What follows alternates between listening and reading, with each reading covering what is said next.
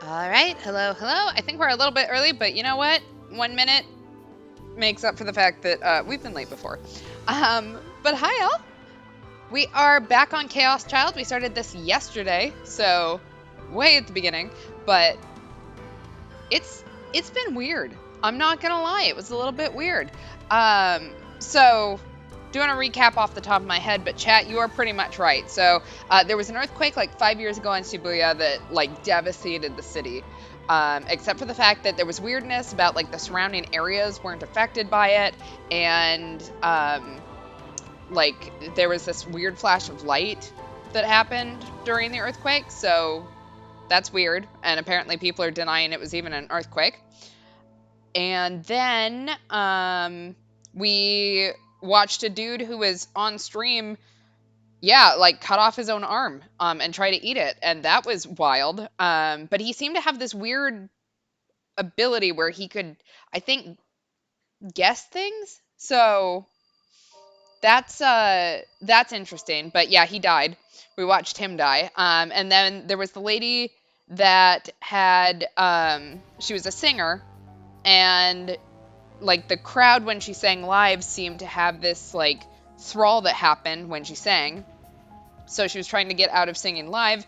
And then she got the same guess that the other dude did, and we didn't ever see her again. And then we saw a lady who was walking down the street, and apparently something was weird about her because the strangers around her were looking at her.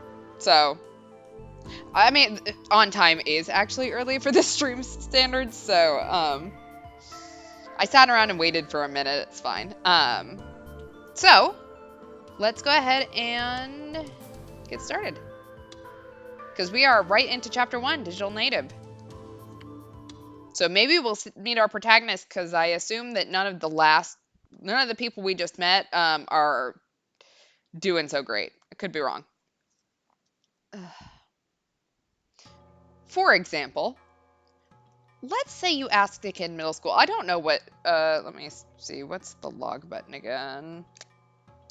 Not that one. Who knows? Okay. Let's say you asked a kid in middle school, do you know what Schrodinger's cat is? Most would say yes, or I've heard of it. We'll start by eliminating the DQNs who say they've never heard of it. DQN is Japanese net slang pronounced dokyun, used to refer to people who are stupid, antisocial, or delinquents. You guys get to learn all this net speak. Next you ask, well, what was it? Next, we eliminate those poor fools who say, it's something about a cat in a box, right? Or, there's this cat, but you don't know if it's alive or dead, right? Or maybe they say, there's a cat in a box, and next to it there's a device that may or may not give off poison gas. You don't know if the cat's alive or dead till you open the box. Everybody knows that. We can eliminate these show-offs as well. Anybody from these groups is a wrong-sider. A wrong-sider is someone on the wrong side of the digital or information divide. The term wrong-sider originally referred to those who, for various reasons, found it difficult to use information and communications technology like the internet. Lately, however, it's come to refer also to people who can't properly use the information they have, or who are simply ignorant. On internet message boards, the term is often used to refer to people whose understanding is incorrect or whose information is out of date. Miyashiro uses this term in the latter sense of the word, not its original meaning. The right answer would be to describe the experiment and then say, it was a thought experiment proposed by Schrödinger to criticize the quantum mechanical theory that state collapse only occurs after human observation. But barely anyone can do that. And I'd imagine that I'm the only guy who's still in high school that knows that Schrödinger got the idea after exchanging letters with Einstein. Oh, this guy sounds like a bucket of fun. I hate wrong-siders. I'd taken a break from investigating the 2 incidents that had occurred recently in Shibuya and was paging through some at-channel blog aggregators for a change of pace. Interesting. So Schrödinger occasionally made up the metaphor as a joke to mock the idea of quantum superpositions. I'll be completely honest, I took like 0 physics, and the only reason why I know anything about Schrödinger's box is because they do a fairly in-depth explanation of it in Zero Escape: Virtue's Last Reward. So I also know the prisoner's dilemma from that game. So, thanks. As always, articles about bad idols and corporations with terrible work environments were getting tons of hits. It was hard to believe that the crash of 15, a huge news story that had happened this month, was already off the front pages. The crash of 15 is a fictional event. In September 2015, the largest solar storm in recorded history struck Earth, causing electronics failures worldwide. The damage to infrastructure and the panic that resulted in some areas, particularly North America, became known as the crash of 15. A large hole opened in the Earth's electromagnetic shield, leaving Earth defenseless against solar flare. Since absolutely no precautions were taken beforehand, the powerful electric current damaged electronics and high voltage transformers, shutting down the electrical grid. The reconstruction project in Shibuya had only just finished its redesign of the city's infrastructure, and while Japan suffered relatively little damage, Shibuya in particular suffered almost none. Yeah, he has the inner know-it-all that Haruaki is charismatic enough to hide. We did hate Haruaki at the beginning too, so like maybe we'll like this guy better by the end, I don't know. Did the people reading and commenting on these sites realize that everything they read about corporations and idols was carefully controlled? Did they know that most of the big aggregator sites are corporations too? Did they realize that the comments were all manipulated to go one direction or another? Kids our age were living in a world where all the information you could ever want was right at your fingertips. To those of us in the enlightened generation, ignorance was the worst sin. The enlightened generation was a word first used on the internet in the 2010s. The exact boundaries of the generation are unspecified, but it is often used to refer to the people born in the 1990s. Members of this generation are said to not want things that they don't need, and to act logically rather than putting forth unneeded effort. It's said that one cause of this is that the internet was widely available by the time they were old enough to use it, which exposed them to information about society and reality at an earlier point and a deeper level than generations before them. Don't know about that one. Someone born in the 90s. The ignorant were self-righteous, easily manipulated, and eager to push their paper-thin worldview onto others. They were nothing but a nuisance. The worst of the lot were the so-called otaku. I couldn't stand otaku. They were wrong-siders. He's definitely making friends with the type of people this game is catering to. Yeah, boomers versus millennials versus Gen X. Yeah, pretty much that's the divide we're talking about. Take the picture on the cover of this magazine. It was from Bloodtoon. Bloodtoon is a fictional Bloodtoon the animation, originally a manga that it was turned into an anime, 26 episodes in all. Any otaku who just watched it for the cute characters was a loser. There was no point in watching the show if you were going to ignore its deeper themes. I couldn't stand people who still held to the old-fashioned idea that only otaku watched anime, but people who ignored a show's themes and just watched it for the cuteness were even worse. They were ignoring the implicit social criticism hidden in... What? I stared at the magazine in amazement. Specifically, I stared at the box that listed the next episode previews. The text that said Erin was missing. Erin is a fictional character, full name Erin Frey Orgel, a 10-year-old female character who appears in Bloodtoon the animation. She speaks in a haughty, archaic manner and always looks down on others. The younger sister of Seira Orgel, the main heroine, and also a princess of Star, I guess. Her catchphrase is "insolent fool." She has a deadly magical stick named Ochimusa Compiler. I don't know if you're supposed to pronounce those stars or not, but... Idiots! Damn it! I'd let my guard down because I knew this episode was written by the guy who wrote the original manga. The original author doesn't know anything about his own work! How could you remove Erin from the story halfway through? Not keeping her around meant bringing all the internal drama that had been built up so far to a halt. God damn it! So much for my change of pace. I knew I had work to do on the case, but I'd put it away because I couldn't find any link between the two crimes. I thought for a moment, then took my magazine from its secret stash. Is it porn? No. Why do I get the feeling that this is going to be worse than porn? It was an issue of an older magazine called Cool Cat Press. Cool Cat Press is a fictional young men's magazine founded in 1979.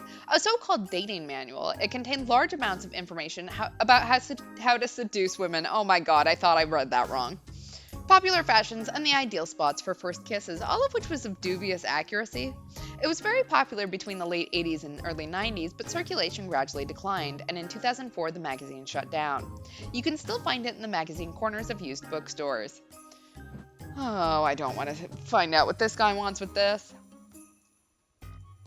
People called it a dating guide for normals written by someone who'd never dated a girl in his life, but you'd be surprised. Magic words to make any girl fall in love with you. Stupid. I knew it was stupid, but when I ran an internet search for their number one phrase, nothing came back. And that was the thing. The fact that it didn't show up on the internet meant, to me, that it was worth something. I know this is extraordinarily selfish of me, but may I fall in love with you? With who? Huh? What are you doing? I turned to yell at the voice. Huh? Onoe, when did you get here? I hid my favorite magazine behind my back and tried to calm my racing heart. Even if we've known each other since we were kids, don't just come in like that. I did knock. So, what's that magazine? Anything interesting? It's nothing. I couldn't let her find out. This was bad. What's going on? Why are you wearing your school uniform? Didn't you go home? Siddika frowned. You're the one who told me to go investigate the crime scenes for our club today. Huh, that's right. Here you go. More pictures from the crime scenes. Siddika took a USB memory stick out of her purse. Oh, thanks. Could you transfer it to my computer for me while you're at it? Siddika looked a little confused. That's rare. You never let anyone touch your computer. Not really. You're allowed. She didn't seem to think much of it as she started to copy the data off. Okay, now's my chance. The RV was cramped, but there was a lot of space for storage. There we go. Actually, the boob window on her suit is clearly satirical. It's a metaphor on human sexuality, and also the original mangaka referenced the breastfeeding scene from Grapes of Wrath. There's a lot of symbolism that's clearly going way over your head. Yeah, that sounds like this guy. But also, it's slightly charming that he is worried about confessing to a girl. It's kind of cute. I pretended to make tea as I tried to find room on the top shelf. Okay, there's just enough room for one more magazine. And then I heard a pshoo, pshoo sound, like a small fart from behind me. Okay, maybe that's not the right sound effect. It's fine. I glanced back and saw that Serika was using the mouse with one hand and fiddling with her froggy Gerudo strap with the other. This was my chance.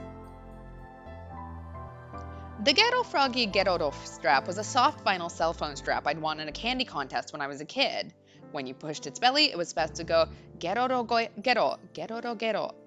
Da da da da da. It turned out to be an incredibly rare prize that could fetch 100,000 yen at auction. Holy shit. But since I was a kid who didn't know any better, I gave it to Serika as a present. Yeah, toot toot. Serika seemed to really like it, and ever since she'd carried it with her. Which, well, that was fine, but it was old and faded, and when you pressed its belly, air leaked out of its side and made a weird noise. It farts, it's fine. It used to go Gerudo Gero, I think, but now it just makes a strange whooshing sound. Ever since she was a kid, she'd had a habit of fiddling with it, especially when she was nervous or focused on something.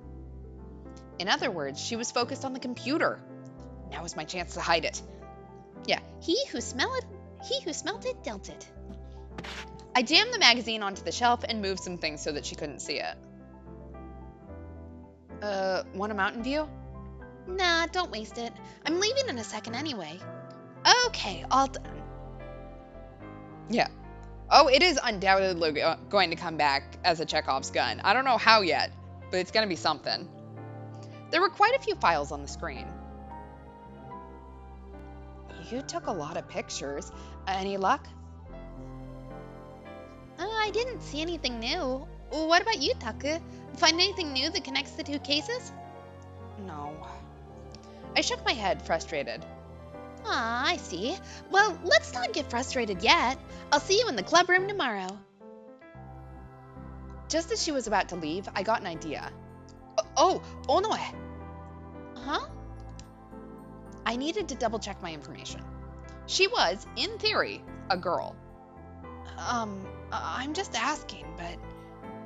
Huh? Well. Okay, let's say someone asked you out. Huh? Just hypothetically, okay? What would you think if they said, I know this is extraordinarily selfish of me, but may I fall in love with you? Is that what you were just saying? Never mind that. What do you think? Sedika thought for a second. Is this person younger than me? Oh, shit. What's going on? I'm scared. Huh? Oh, and we got a quick save. I don't know what that means. Since they're being so polite. That's true, come to think of it. Why was it so polite anyway? Maybe they are? I mean, never mind that. What do you think? Well, I think it's really polite, but nobody's ever asked me out, so I don't know. Anything else? Like, oh, how romantic. Huh? Not really.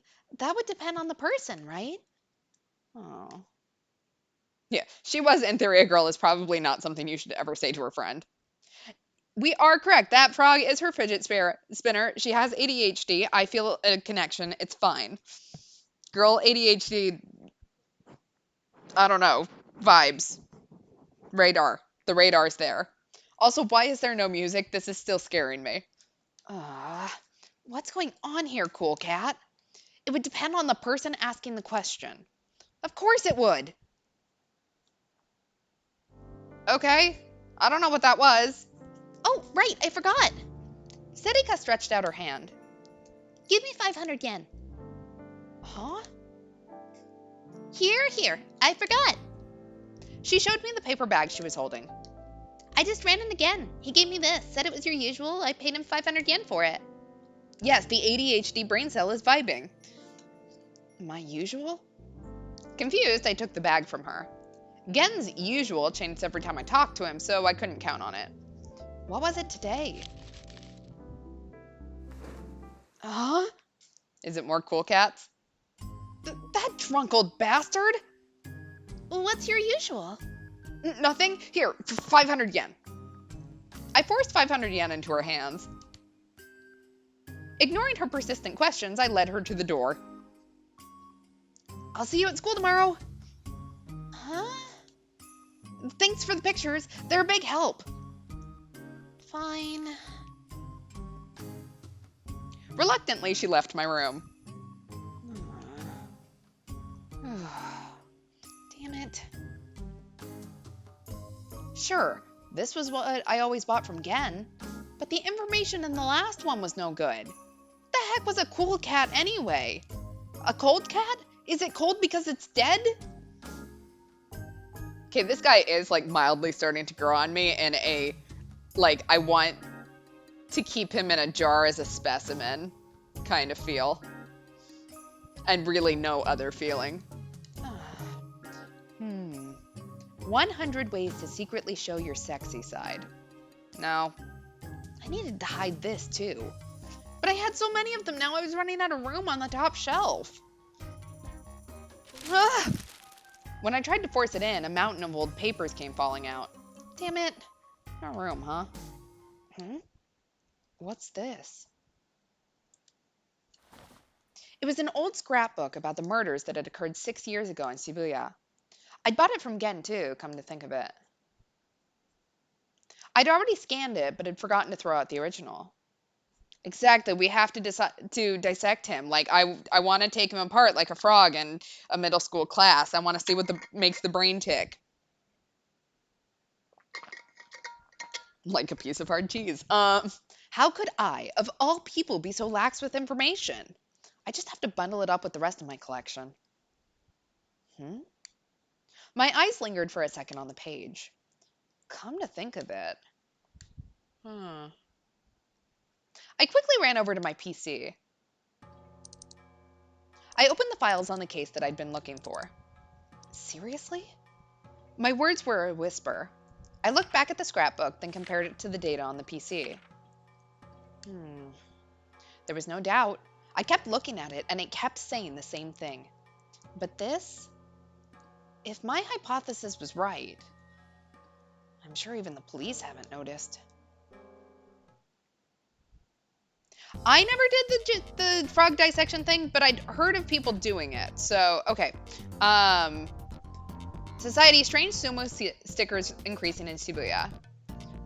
All right. Lately, stickers with the face of a sumo wrestler on them have been appearing around Shibuya. You started seeing them on signs and guardrails all over Shibuya 5 or 6 years ago. There are a lot of other stickers put up by graffiti artists, but Shibuya in particular has a huge number of these sumo stickers. Some have speculated that they're a message from a terrorist group or perhaps a cult. But as of now, that's nothing more than a hypothesis.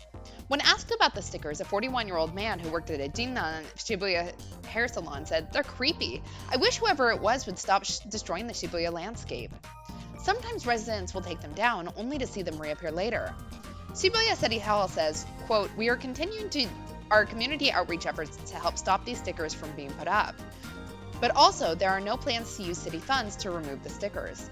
Police have said that placing these stickers on public property is a misdemeanor, but that it's extremely difficult to prosecute without catching someone in the act of doing so. They have no current plans for dealing with the stickers either. The citizens of Shibuya are going to be stuck with these stickers for a while, it seems.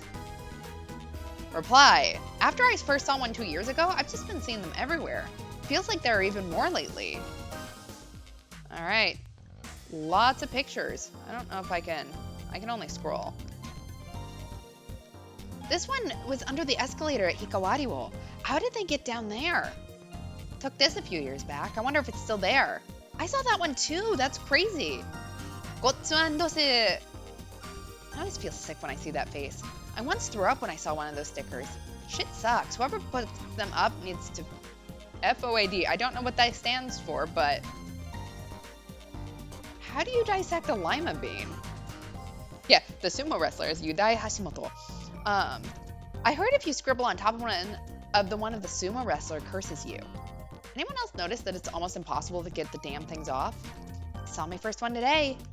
Stop upping these shits, Anon. Like, there's a shit ton of them if you image search. I actually saw one of those stickers talking once. It was yelling, "Dosukoi!" Time for your meds, Grandpa. Somebody make a download map that lists all their locations. You'll be at it for years. So if you go to Shibuya, you get stare raped by sumo wrestlers, right? I don't understand the sluts that go to Shibuya to enjoy that. What the hell? They should put up a bunch of cute anime girl stickers instead, like Hanona or Seiratan. Then all the otaku dorks would move from Akihabara to Shibuya. I vote for Hangetsu Kamiyama. I feel pressure coming from Nyogoku. This is my prophecy unto you. Someday we'll see a sumo judge sticker. True dat. At this point, only a few people were talking about the sumo wrestler stickers. Oh, that makes sense. Fuck off and die, FOAD. I get it. I get it. Who could have known that these eerie stickers would mark the beginning of a world-changing event?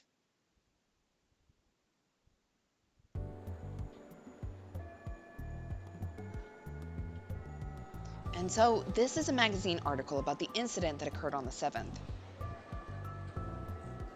The 7th?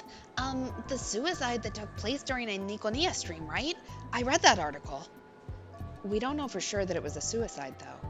People on the net are calling it the "Don't Look at Me" case, and here's the video of the broadcast. I saw that too. Wait, we saw it together. And here's the building it took place in. Onoe took some more photos for me yesterday. I know that too. And this is the inside of his room. Huh? No way you took this? When? Wait, how? Until then, Ito had been disinterestedly pointing his camera at the colorful decorations in the hallway, but this got his attention.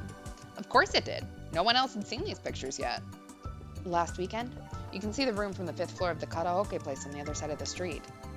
Seriously? Um, here. This is the fifth floor. Hmm. You could always count on him to be interested when it came to new information. So what? You went in by yourself? Huh? I mean, you went to the karaoke place by yourself? For karaoke alone? I didn't have a choice, did I? And it's not embarrassing. And I didn't sing, so it wasn't really karaoke. Yeah, you committed a crime? Cool! Hmm. To be honest, I was a little embarrassed. The guy at the counter, who was probably just a part-timer, had stared at me suspiciously. Maybe I'd attracted his attention by coming in during the middle of the day in my uniform. And since I'd never been there before, he made me fill out membership paperwork. I didn't know how to do it, so it took a long time. And actually, I'd never been to a karaoke place before in my life. All right, I got these. Let's go to the next one. This is such a pain. We went over to the gym from the second floor hallway. It was filled with students laughing over who knows what. The whole school was getting ready for the Culture Festival next week. This year's festival was supposed to be a big one. Hekiho Academy was the first private school built as part of the restoration efforts, and so it was attracting a lot of attention. Hekiho Academy is a fictional private academy in Udagawa-cho, Shibuya. It always strikes me as odd when I see those in Romaji. A mid-sized academy composed of a middle school and high school with over 1,000 students in total.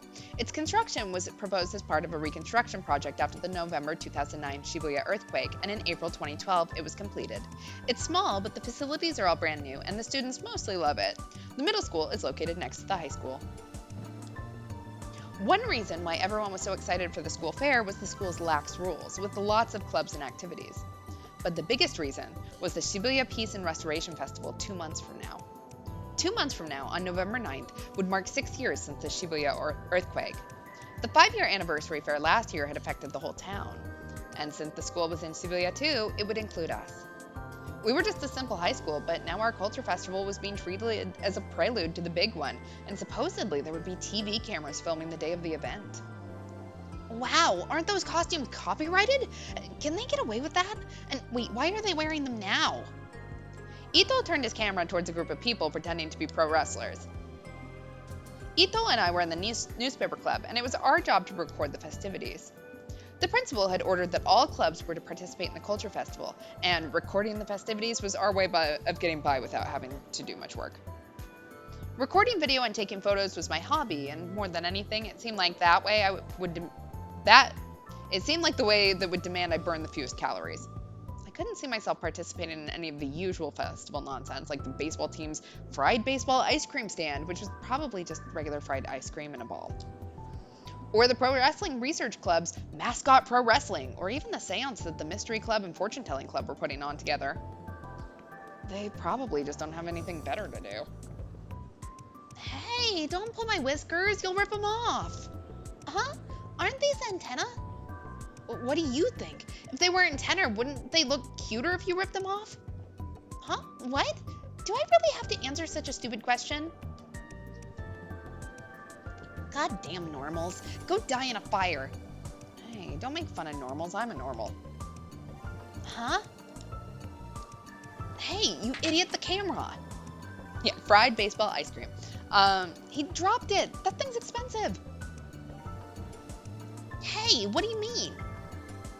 You're hurting me. Wait, the camera. Did you betray me? Did you lose a level? When did you get a girlfriend? Huh? I don't have a girlfriend, but forget that. Pick up the camera. What? I slipped out of Ito's grasp and picked up the camera. Looks like it's safe. Good. I relaxed and handed the camera back to Ito. Sheesh, get a hold of yourself. We're not like them. We're right-siders, right? Want me to give you a lecture about it? Is this literally just incels? Is that what we are?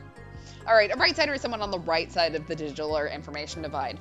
A right-sider has the necessary skills and environment to make use of the information and communications technology such as the internet, allowing them to quickly find, share, and receive high-quality information. Listen, the term normal first came into use on the Japanese internet around 2005.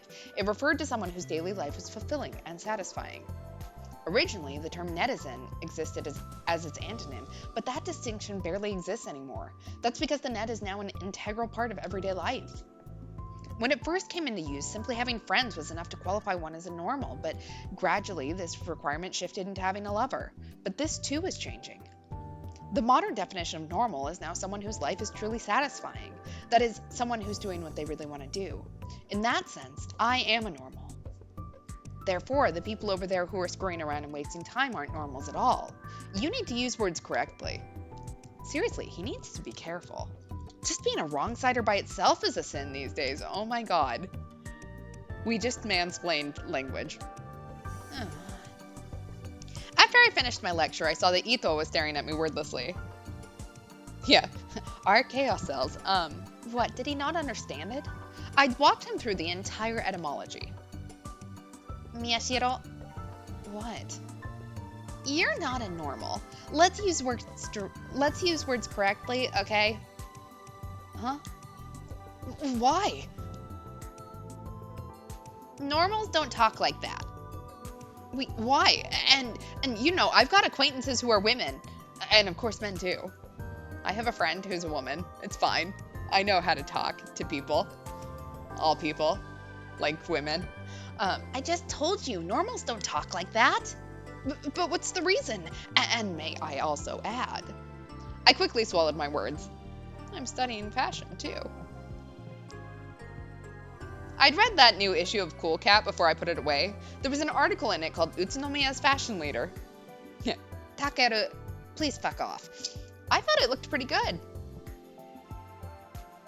If I could wear that stuff, I'm sure. Huh? What? Nothing. I'm telling you, I'm... Sure, whatever, man. Let's just go. As he walked away, I turned my eyes towards the group of mascot pro wrestlers. All right, then, we'll all wear the same outfit. Oh, like Sentai Rangers. We can split the colors up. I'll be yellow. The audience would love it, but do we have the budget? We've got your allowance, right? Shove it. Or we can paint the colors onto our bodies. It just has to get laughs, right? Yeah, I'm totally human, definitely not pretending to be one. I'm busy. I'm busy looking at dead bodies, it's fine. I'm completely normal. Welcome back, Master Kerom. It's not very cute, is it? Can we fix that?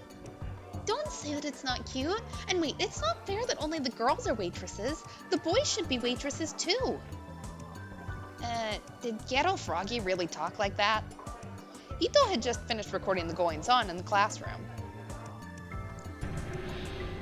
Oh, we have another negative and positive thing. I don't know what this means. It doesn't matter. This was class 3-1. Ito's in my class. Most of the class was busy with the Ghetto Froggy cafe we were doing for the festival. Some people were ignoring the fuss and studying. Some of the otaku were reading light novels. They really think that if they left the paper cover from the bookstore on it, we couldn't tell it was a light novel. They were just trying their best to stay out of the way. Most people were happily making Ghetto Froggy decorations or putting on Ghetto Froggy costumes and messing around. All the clubs had to participate in the festival, but so did all the classes. No one had told me, but evidently several months ago, we decided to do a Ghetto Froggy themed cafe. You dummy! Ghetto Froggy has a girl's voice. Well, sure, but it's just a culture festival. We're allowed to change it. That's wrong. Huh? Ito tilted his head in confusion and decided to get back on topic. I took out my Pokécom and showed it to Ito. Yeah, pretty much. Like, he is kind of a Mark Zuckerberg type. So, here's the images from the 19th of this month. Leaky noise, huh? Let me see. I haven't seen this one before. Where'd you get it? It showed up for an incident on an aggregator wiki. I scraped it before it got deleted. Alright, scraping is the process of saving a web page on the internet as data. And an aggregator wiki is a site that uses wiki software to compile information about a particular subject in an easy-to-read manner. Anytime the internet starts talking about something, you can be sure that people will start making a wiki for it. Wiki software is just a system that allows for the creation and editing of web-based hypertext using a browser. The name comes from the Hawaiian phrase wiki wiki, which means speedy. This one's got a nicer angle, right? Hey, let me up this to Nikonia along with the stuff you took from the karaoke box. I've already upped it to the newspaper club's online storage. Make some adjustments so it's easier to see, then do what you want with it. And online storage is a type of web service that offers server-side storage space to users. This service is offered by multiple companies, both free and paid.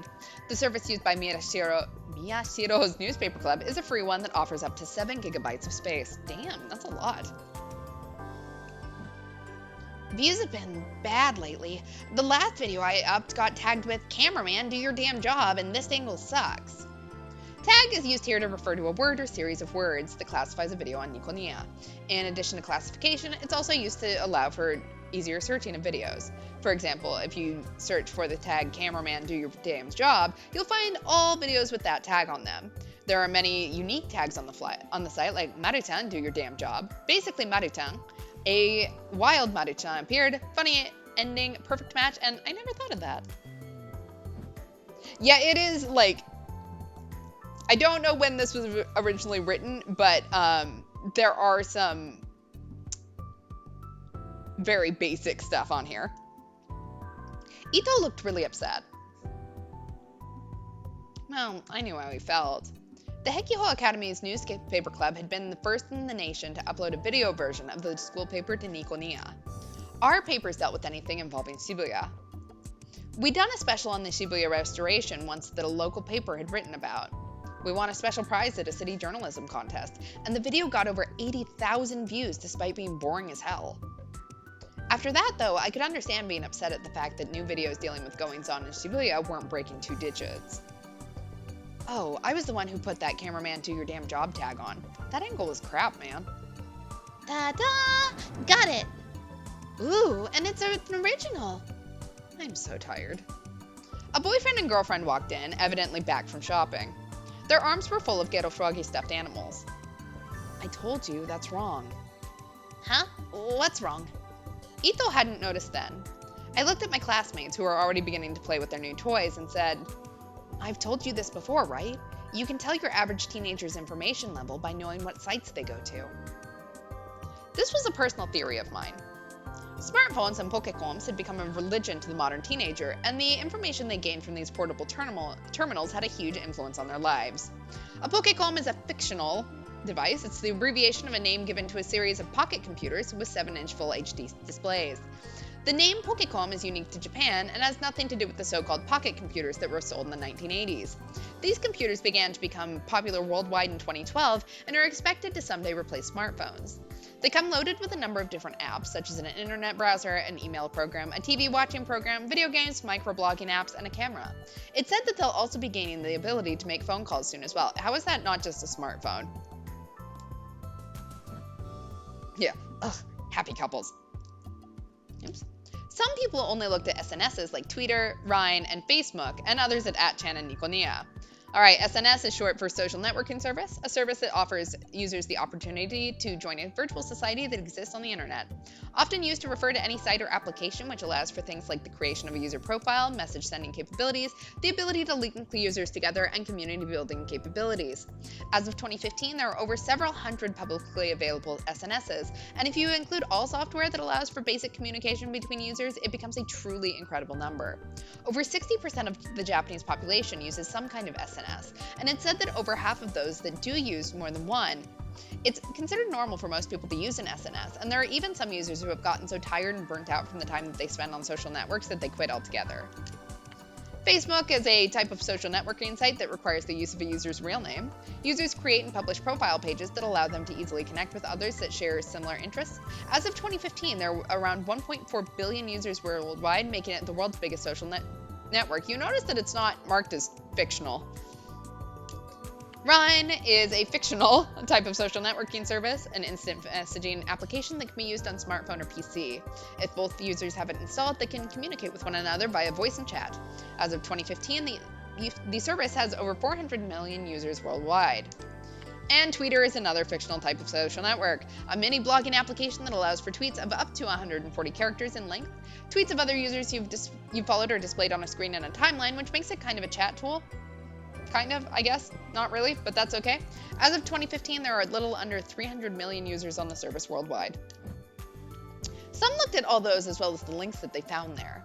And then some looked at all those things as well as their favorite celebrity blogs, the big @chan aggregators, and then whatever humor site was popular at the moment. All of these people were wrong-siders. Yeah, I can't believe I sold all my shares in Facebook before it went big. And the scary thing was that these days, 9 out of 10 wrong-siders were teenagers. Ghetto Froggy launched 6 years ago with a cell phone strap that had gotten popular for reasons no one ever understood.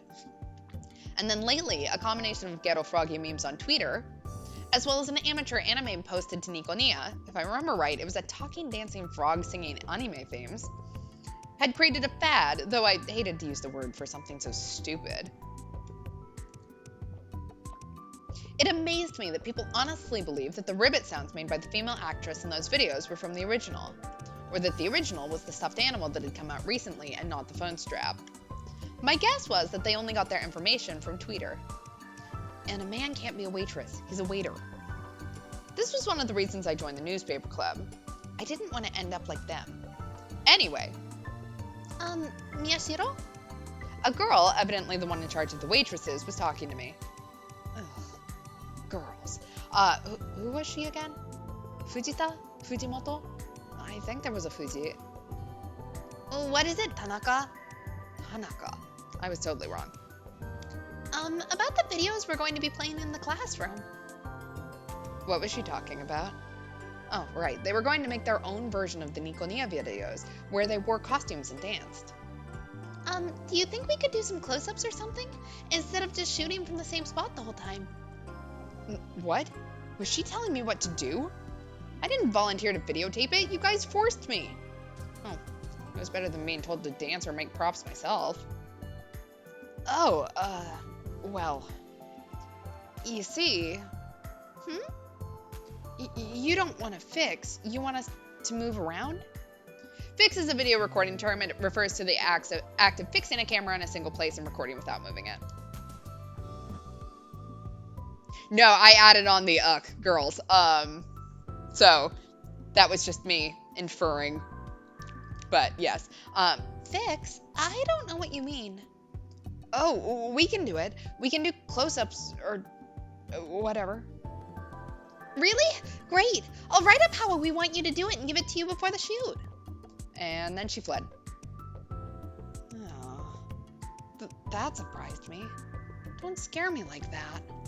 I was so nervous, I was sweating a little. Ito was looking at me and sighing.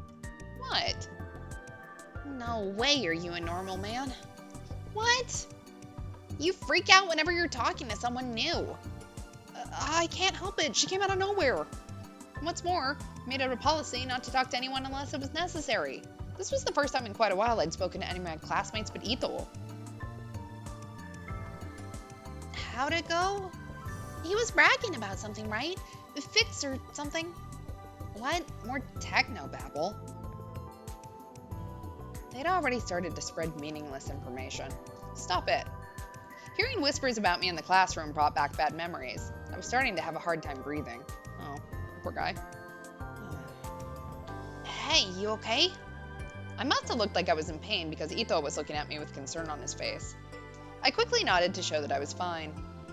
If you want to talk behind someone's back, do it where they can't hear you. And it's not bragging, and it's not technobabble.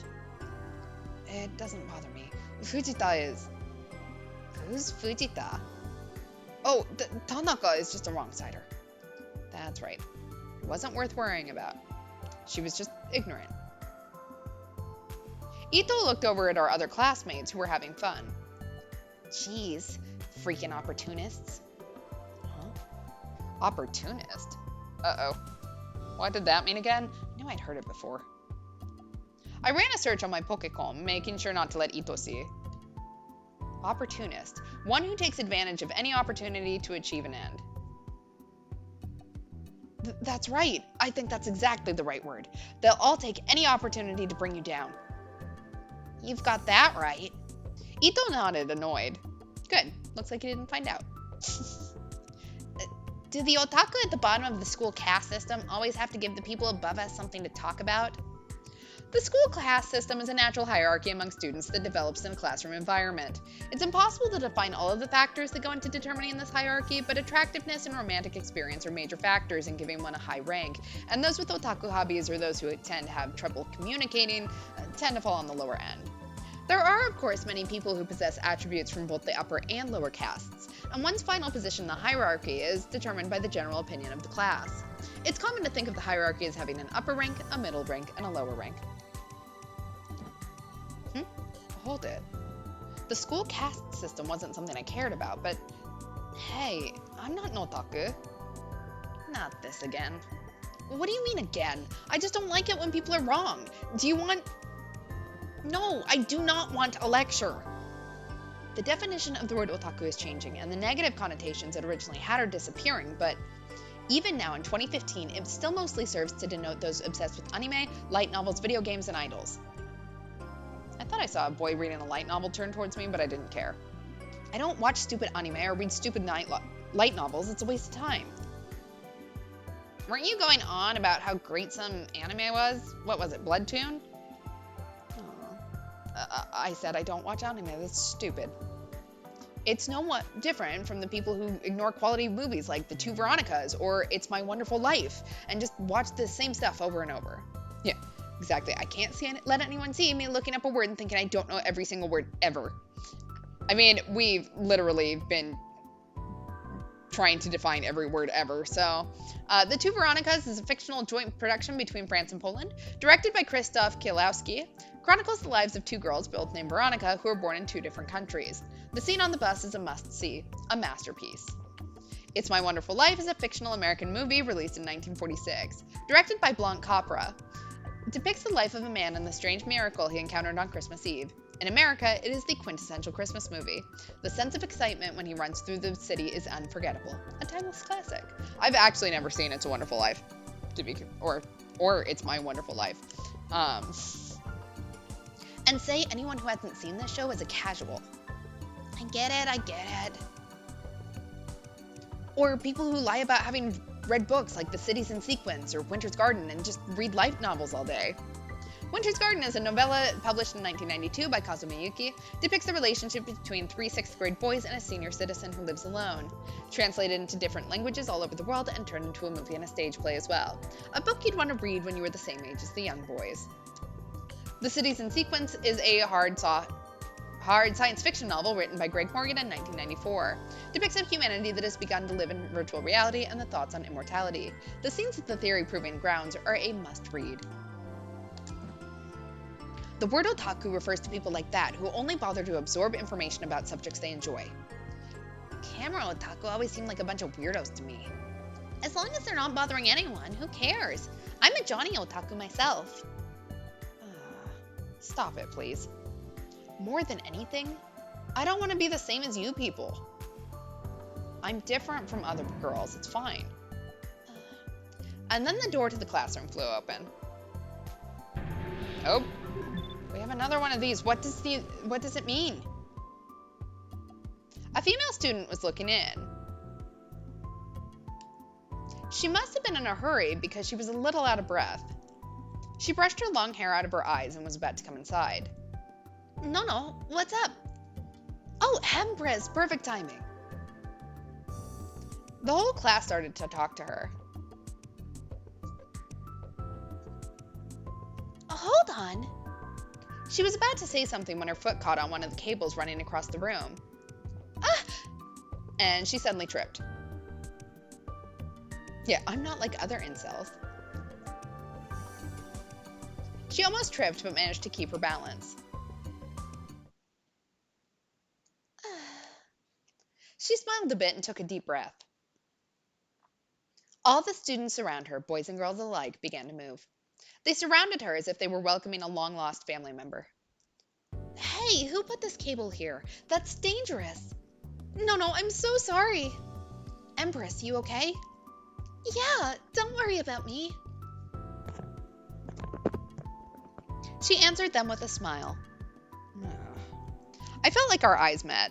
I looked away without thinking, is this the girl we want to confess to and ask if it's okay if we can fall in love with her. I swear to God, if this is her, I'm gonna fucking lose it. Nono Kurisu, the first student council president of Hekiho Academy. Hey, so for our cafe, we've got the kitchen and then the other part. What do you call it where the customers sit? Kurisu smiled a bit as she spoke. You mean the hall? Yeah, the hall. Did Mr. Wacky adjust the number of curtains we've got to partition the two? Adjust? Did Mr. Wacky say he was going to do that, Masuda? Huh? You hadn't heard? Nope, which means he definitely didn't do it. Fine, I'll talk to him. You sure?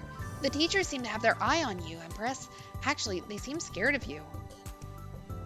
The student council president's job is to make sure that the student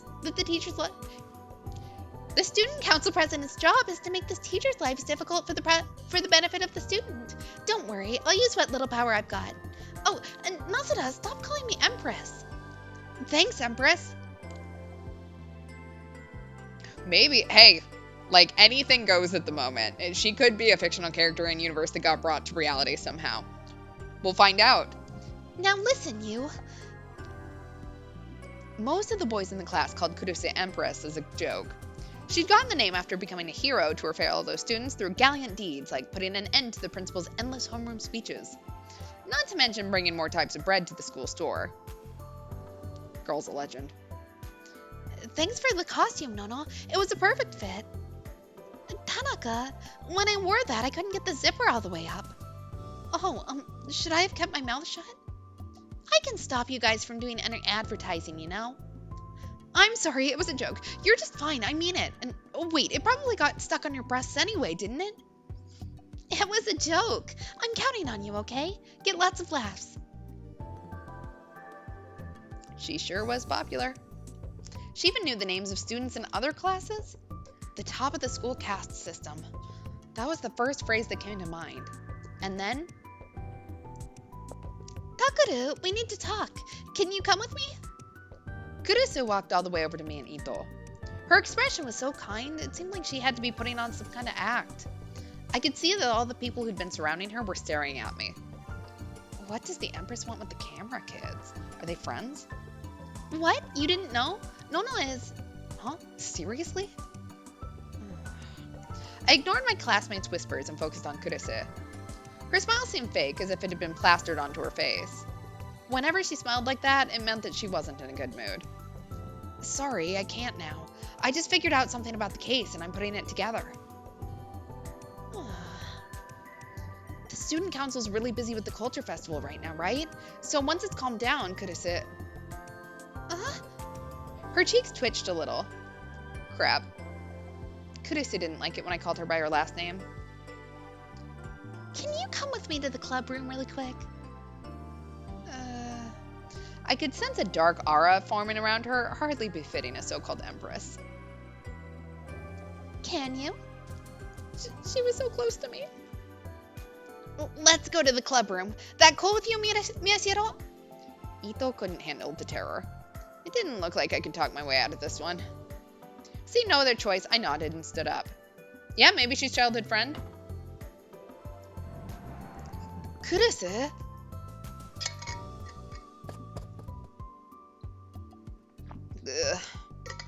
Kurisu, you got a second? Is this about the portable stoves for all the food stalls on the field? We decided that every stall gets one. Huh? But that's... okay. Sorry, no exceptions. I spoke to the principal, but I couldn't get him to change his mind. If any of the bigger groups are still upset, I'll go talk to them myself. Roger. I mean, wait. Why aren't you where you're supposed to be? Kurisu, I told you that if you're busy, we can do this later. Yeah, Nono Kurisu, the secret half-sister of Momo Kurisu. I'm done. Sorry, Kawahara. I'm in a hurry right now.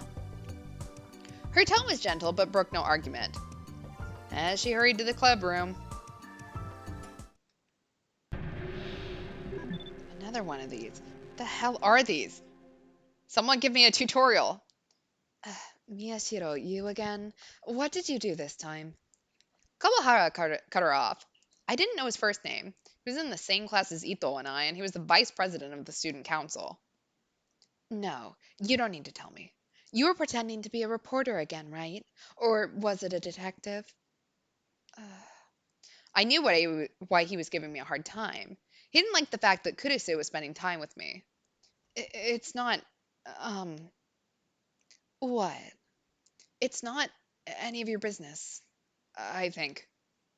It is my business. When you take up Kurusu's time, you cause trouble for me and the rest of the student council. Uh, I'm not wasting my time with this. There's no point. I tried to ignore him and just walk on by. So I heard you skipped most of elementary and middle school. Is that true? Huh?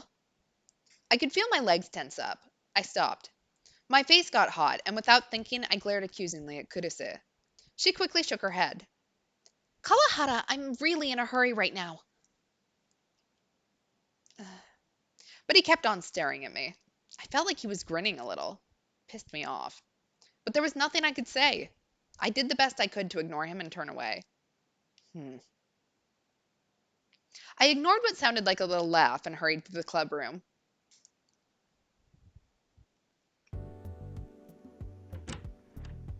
It wasn't me, okay? The second the three of us were alone in the club room, her expression changed. The smile plastered on the student council president's face disappeared. This was who she really was. What wasn't? What Kawahara was saying. I didn't tell him, okay? It didn't bother me. You're lying. Really, it didn't. Everything about me was different than it used to be. So, what is it? Did you want to talk about something, Miss Vice President of the newspaper club? Kurusu sighed and changed the subject. Takuru, are you eating right? You look like you've lost weight. Huh? Where was this coming from? It's going to start getting colder soon, you know? Can you keep warm in the place you're living in? Aw. Crap, she was in nag mode. And I heard you told the teachers you were going to get a job after graduation. I told you to say you were going to college. It's not like you aren't smart enough. I know it's going to be hard for you to start now, but I've told you before that I can help. Did you go asking the teachers? And wait, is that what you wanted to talk about? Well, are you eating right? I'm eating just fine. Everything's just fine. Yeah. It is very sad when the character who should have no chance with the girl in real life fights with a character who somehow has even less of a chance with her. Quite honestly, that guy seems like a dick, though, so he should have even less chance with her. Like, yeah, we're awful, but we're not him, so that's a win, I guess. I waved my hand to bring the conversation to a close. I didn't want this to end the way it used to, with a 6-hour lecture about how every aspect of my life was wrong, followed by hard labor as my punishment. Kurusu looked like she still had a lot more to say, but a moment later... You skipped school last Friday, didn't you? Huh? Oh, so that was what this was all about? Yeah, I did. Is that a problem? Of course it's a problem. Where were you? You were taking those photos you upped to the storage folder, weren't you? Damn it, I figured that would be it. She was right. The pictures I'd taken from the karaoke box were from last Friday when I'd skipped school. I'd started staking out the place early that morning and waited for the manager of the condo building to open the curtains. It was a lot of work, but I was able to get photos of the scene that nobody else has except the police. I've told you before that you need to stop spending all your time on this stuff. Kurusu was the vice president of the newspaper club and had been opposed to ethos and my journalistic ethos for a long time. Yeah, you're not my wife, don't baby me. We'd spend most of our time investigating crimes in Shibuya. Stuff like the attacks on the homeless people that had been flooding the city ever since the earthquake. And urban legends about a company involved in the rebuilding who'd put up tons of security cameras all around the city. And a serial arson case where the culprit had never been caught. And now these strange deaths. For her part, Kurusu said that a student paper shouldn't be investigating crimes. She wrote normal, sincere articles and made normal, sincere videos. The video about the Shibuya recovering efforts that had won a prize had been mostly her work. Hakudu, you're acting really strange this time. You've never skipped school to do this stuff before, have you? That was true. But the reason why was obvious, right? I was lucky enough to have this huge mystery right in front of me. This is worth skipping school for. Why? Because it's the first big thing that's happened in Shibuya since we started the newspaper club. This is a huge scoop. Scoop. That face was bad news. It was scary. Ito was right next to me, so I grabbed him and held him tight. Hey, don't use me as a shield. Wait, am I shield? And why is her face so scary? A huge scoop? People are dead, and to you it's just a huge scoop? No, I'm sorry. Stay away from me. I really can't handle this. Don't push me. Wait, are you really using me as a shield? Oh crap, oh crap, oh crap. That face was seriously bad news.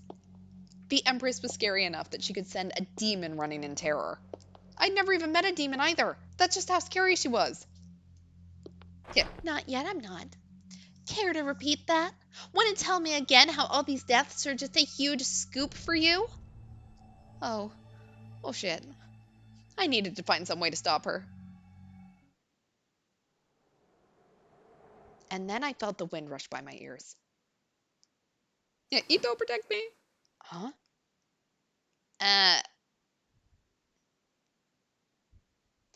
Well, we're about to get some fan service, it seems like. And at the worst possible time, the wind blew through the room. Kurusu didn't even have time to hold down her skirt. Okay, here comes my serve. I've got it. My eyes were locked with Kurusu's as I heard the sounds from the open window. I hadn't even realized it was open until then. There was a tennis court on top of the special use building. That was probably the tennis team out there.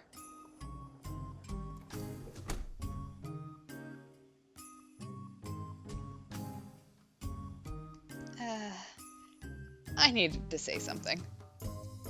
Was I supposed to tell her I hadn't seen anything? Vice President? White, huh? I guess that's just what... Dude, do you have a death wish? I guess that's just what I'd expect. Idiot, are you trying to get yourself killed? Does it really matter what color my underwear is right now, asshole? I flinched at the sudden noise. I'm sorry. Huh? And then I realized. I was sure that was the sound of Kurusu kicking the wall, or maybe the sound of her murdering Ito, but I was wrong. It was coming from deeper inside the room. Yeah. My eyes were locked onto her eyes and of absolutely nothing else of hers. That girl. Sheesh. Kazuki, are you here? Kazuki? Oh, she's got her headphones on. Kurusu sighed and pulled off the headphones that Kazuki always wore. I've told you before to stop hitting the wall every time something goes wrong in ESO 2. ESO 2 is a fictional abbreviation of Empire Sweeper Online 2, the sequel to what was once Japan's largest online RPG, MMORPG, Empire Sweeper Online. Like its predecessor, it was well received. While the vast majority of users have moved on to SO2, the inability to transfer character data from the first game has caused a small number of veteran users to stay with SO1. The game takes place in the fantasy world of Basilard, which is modeled after medieval Europe.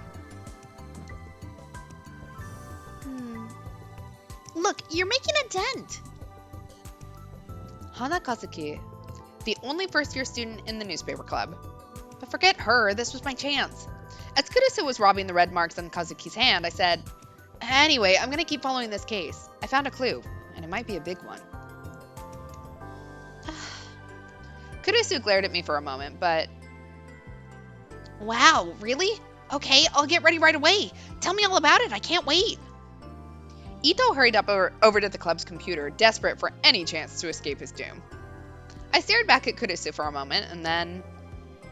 boot up the computer and print out the images in the storage folder. Roger. Ito's voice was louder than it needed to be as he turned on the computer. No more punching the wall, okay?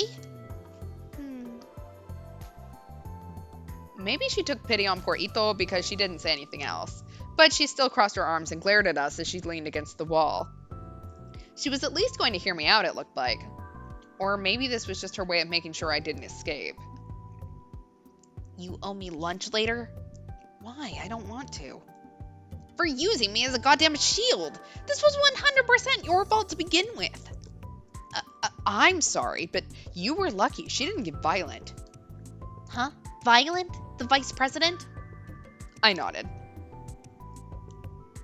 Kurusu was the girl that everyone looked up to, but she was actually very short-tempered. It would take me more than 5 fingers, but less than 10 to count the number of times she'd slapped me hard. Well, maybe you deserve them. When I told him that... Are you serious? I mean, really? Are there really teenage girls that do that stuff? That's one step short of a heist or an escort. Esco is a girl with a sadistic personality who enjoys inflicting pain on others, extremely dangerous. And a heist is short for hysteric. Originally a term used in psychology, but here used to refer to a short-tempered person who can't control their emotions. Exactly. Like, of course he's the one who has to make the perverted remark. We are the love interest. I don't know if we're actually a love interest or not, but at the very least, our skin can't crawl when we talk to these people, so. Has no one ever told you that if you want to talk behind someone's back, you should do it where they can't hear you? The almost hiss didn't even bother looking at us as she spoke. No, we just said that to someone, though, in the classroom. Yeah, we were not the ones who made him talk about her underwear. I see. And then she fell silent. She was scary as hell. It felt like if I moved, she'd kill me. You're buying it settled, supersized, and with dessert too. No objections. That was 50% your fault. Actually, it was 100% Ito's fault for not keeping his mouth shut. Hey. What? Did you see it? You saw it, right? I didn't. That was a lie. I'd seen it. They were white. I glanced at Kurusu out of the corner of my eye. I guess that really was just what you'd expect. I do not want to continue having this conversation, but okay. Still, I'd only gotten a glimpse. It was entirely possible I'd been mistaken. If I burned the image into my brain now, maybe the next time something like this happened, I'd be able to react more quickly. So I prayed for more good luck. If it ever did happen again, I swore I would react as a right-sider should. A right-sider wouldn't panic over something as insignificant as seeing a girl's underwear. In a situation like that, it was critical that you stay calm. When she heard Ito turn on the printer, Kazuki trotted over like she usually did. Hey, Kazuki. I apparently need to have a reaction to you. I don't know how, but that online game addict had the best computer skills of anyone in the club. Addict is originally used to refer to someone with an uncontrollable addiction to a certain substance, usually an illegal drug. From there, it came to describe people who spent so much time on a particular hobby that it interfered with their daily lives. Examples include internet gaming addicts and Twitter addicts. I did actually know that. The etymology of hysteria comes from the Greek word for uterus because misogyny is a tale as old as time. Whenever she was around, it was her job to run searches and organize the information on the PC, but... Kazuki, we don't need you for this. I don't consider this part of our club activities. Kazuki gave us a questioning look. Oh, yeah, that's right. Kazuki just said, like she always did, and walked away. Kazuki put her headphones on and went back to the corner of the room. She started slamming keys again. I never did know how to talk to her. Actually, it felt like it had been forever since I'd even spoken to her. If you could call this a conversation, that is. She'd been part of the newspaper club for 6 months, and all I knew about her was that she liked games, knew a lot about computers, and hated talking. Maybe Twitter and Tweeter are different things. I don't know. It did say Twitter addicts, though. In the end, Ito printed out the pictures, and I took them and went in front of the bulletin board before Kurusu changed her mind. If Kurusu was going to listen, it was probably better to start at the beginning. She didn't seem interested in the cases, but if I ignored her and made her even madder, even using Ito as a shield wouldn't be enough to save me. There are 2 cases we're looking at right now. The first occurred on the 7th of this month during a Nikonia live stream. It was a public suicide called the Don't Look at Me case. It happened here in Dinang. Just like you probably guessed, a man killed himself without warning during a Nikonia live stream. Strictly speaking, we don't know for sure that it's a suicide, but it sure looks like one. The dead man's name is Yuma Otanin, age 21. He was a live streamer who got quite a lot of views with some kind of fortune-telling program called TIL, I Can See the Future. So here's how it went down. First, Otani gave the audience some time to ask questions. He left the camera's field of view. After that, there was the sound of someone knocking at the door. It was faint, but the mic picked it up. There's also some voices, but you can't make them out. When he came back in front of the camera, half of his right arm was missing. It was chopped up into tiny bits and sitting on top of the plate he was carrying. Then he started eating his own fingers like he wasn't feeling any pain at all. Kurusu's expression changed a little. She probably hadn't known that. The suicide had been big news, even on TV, so she'd probably seen it there, but the details had been so horrific that the news hadn't broadcast them. But those details could be found anywhere on the internet. It was only a matter of time before someone started putting it all together. The video itself had even started to get around. Then, after a moment, he started to scream in pain. And then he died. Evidently, the viewers thought that it was some kind of gag or something at first. Hypovolemic shock. When the body loses too much blood, the heart stops working properly. That's what it said in the police report, and given the time until he collapsed, it's almost certainly right. That is correct. Ordinarily, we'd start trying to pick a best girl. The guy we are playing as does not yet deserve to discuss best girls. Ito added, Ito knew more about this stuff than I did. He was a fan of bizarre murders, and he'd read 10 times as many killer's diaries and nonfiction crime books as I had. The most likely theory is that he experienced some kind of mental disorder before the suicide, but the police are supposedly looking for whoever visited the room first. They might be responsible for aiding or abetting a suicide. In Japan, if you saw someone trying to kill themselves and didn't intervene, it wasn't a crime unless the police could prove you wanted them to die. But aiding in a suicide or encouraging someone to commit suicide was illegal. That meant that the police were probably looking for whoever met Otani just before his death. Kurusu was silent, but she was looking at the board and seemed to be listening. It seemed safe. On to the next case. Second, the case that occurred on the 19th. It gets its name, leaky noise, from the condition the body was found in. It happened here in Shinsen.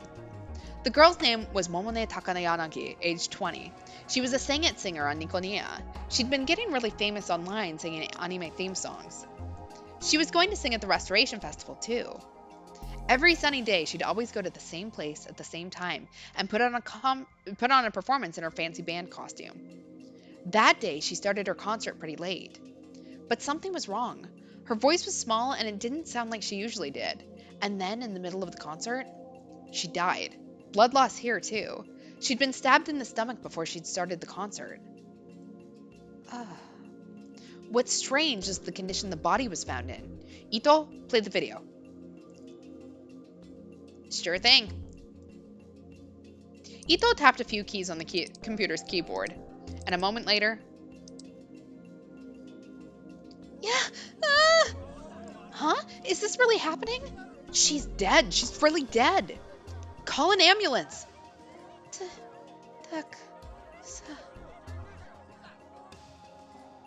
Huh? Kurusu looked confused when she heard the sound. Evidently, she wasn't able to make it out. Oh, no, not that one. The one Shibuya News upped with the enhanced audio. Oh, that one. Yeah, Yeah, Huh? Is this really happening? She's dead. She's really dead. Call an ambulance. Thanks. Take it easy. Thanks. Take it easy. Thanks. Take it... Huh? Her expression changed. She must have been able to hear it this time. Thanks. Take it easy. According to the regulars, that's how she would begin every performance. Thanks, take it easy is a phrase often used at the start of videos on Nikonia. The phrase itself was originally a piece of ASCII art. She's a Nikonia user after all. Lately, people have been saying she's the best Sing-It singer around. Kurusu seemed to be ignoring me and Ito. She was staring at the computer screen that was the source of the sound. What was that? The screams were from the audience members who discovered the bodies. One of them was recording a video, and the last part was in Takayanagi's voice. It was from a miniature speaker embedded in her stomach. Oh, that's where her mini speaker went? Ew! Huh? Kurusu seemed confused, so Ito interjected. In other words, the whole concert that day had been pre-recorded. Evidence found later indicated that she'd slit open her own stomach with a utility knife that she got at a convenience store and then stuck a Bluetooth speaker inside. Bluetooth is a type of wireless communication standard used by digital devices. Allows for communication via radio waves in a range between a few meters to a few dozen meters, often used for wireless mice and keyboards for computers and mobile devices. That's an interesting theory. Yeah, the experimental method of population reduction, maybe. Shibuya is crowded. She closed the wound up with duct tape, not that it actually did much good. Then she used her clothes and the outfit to hide the wound and started her performance. At first, she played the guitar along with the sound of her recorded video, but after a while, she stopped playing. That was when she leaned forward and didn't get back up, so she was probably already dead then. But while the audience thought it was strange, they kept listening. Either the blood from her wounds broke the portable music player in her pocket, or maybe it was supposed to be this way from the start. But until that same line you heard played over and over, no one realized she was dead. Oh. Kurusu's face was a mixture of confusion and discomfort. Of course it was. She'd never heard of something like this. I couldn't hold back my excitement. Huh? Amazing, right? Why would we say this? Instead of agreeing, Kurusu's brow furrowed. She probably didn't realize it, but she'd wrapped her arms around herself. What was wrong? Was that a little too creepy? And? All we've done so far is go over what we know. What's your discovery? Oh, yeah, he was right. I used the computer to print out a series of pictures. Obviously, we don't know what the motive behind these two killings are. The one suspect we've got is whoever visited Otani's room, and we don't know who they are, what they wanted, or what they were talking about. But I think there's more of this to come. It's only a guess, though, based off of something the victims have in common. Yeah, that's a possibility. The deaths all have huge audiences. Is the perpetrator looking for a public reaction? Yeah, they're all like performers, kind of. You know, because the first one was a live streamer. Huh? Seriously? Ito leapt out of his chair in shock. Well, I couldn't blame him. We spent forever going over things they had in common. All we came up with was that they both lived in Shibuya and that they had both used Nikonia. The only other things were that they were both semi-famous and that they both died in a bizarre way. But that didn't tell us anything we didn't already know, did it? So you didn't see the other thing they had in common? I pointed towards the bulletin board as I spoke. Ito looked really annoyed. Damn it, you arrogant asshole. What's up with that thing you're printing out anyway? One of the best parts of finding something like this was seeing the angry look on his face. Well, it was only yesterday that I found it myself, though. Relax. What did you find? Kurusu beckoned for me to go on. No matter what she said, after hearing all this, she probably wanted to know what came next. Oh, it was done printing. Huh? Kazuki suddenly stood in front of me. She offered me the printed images without a word. Thanks. Then she offered me something else. A lollipop?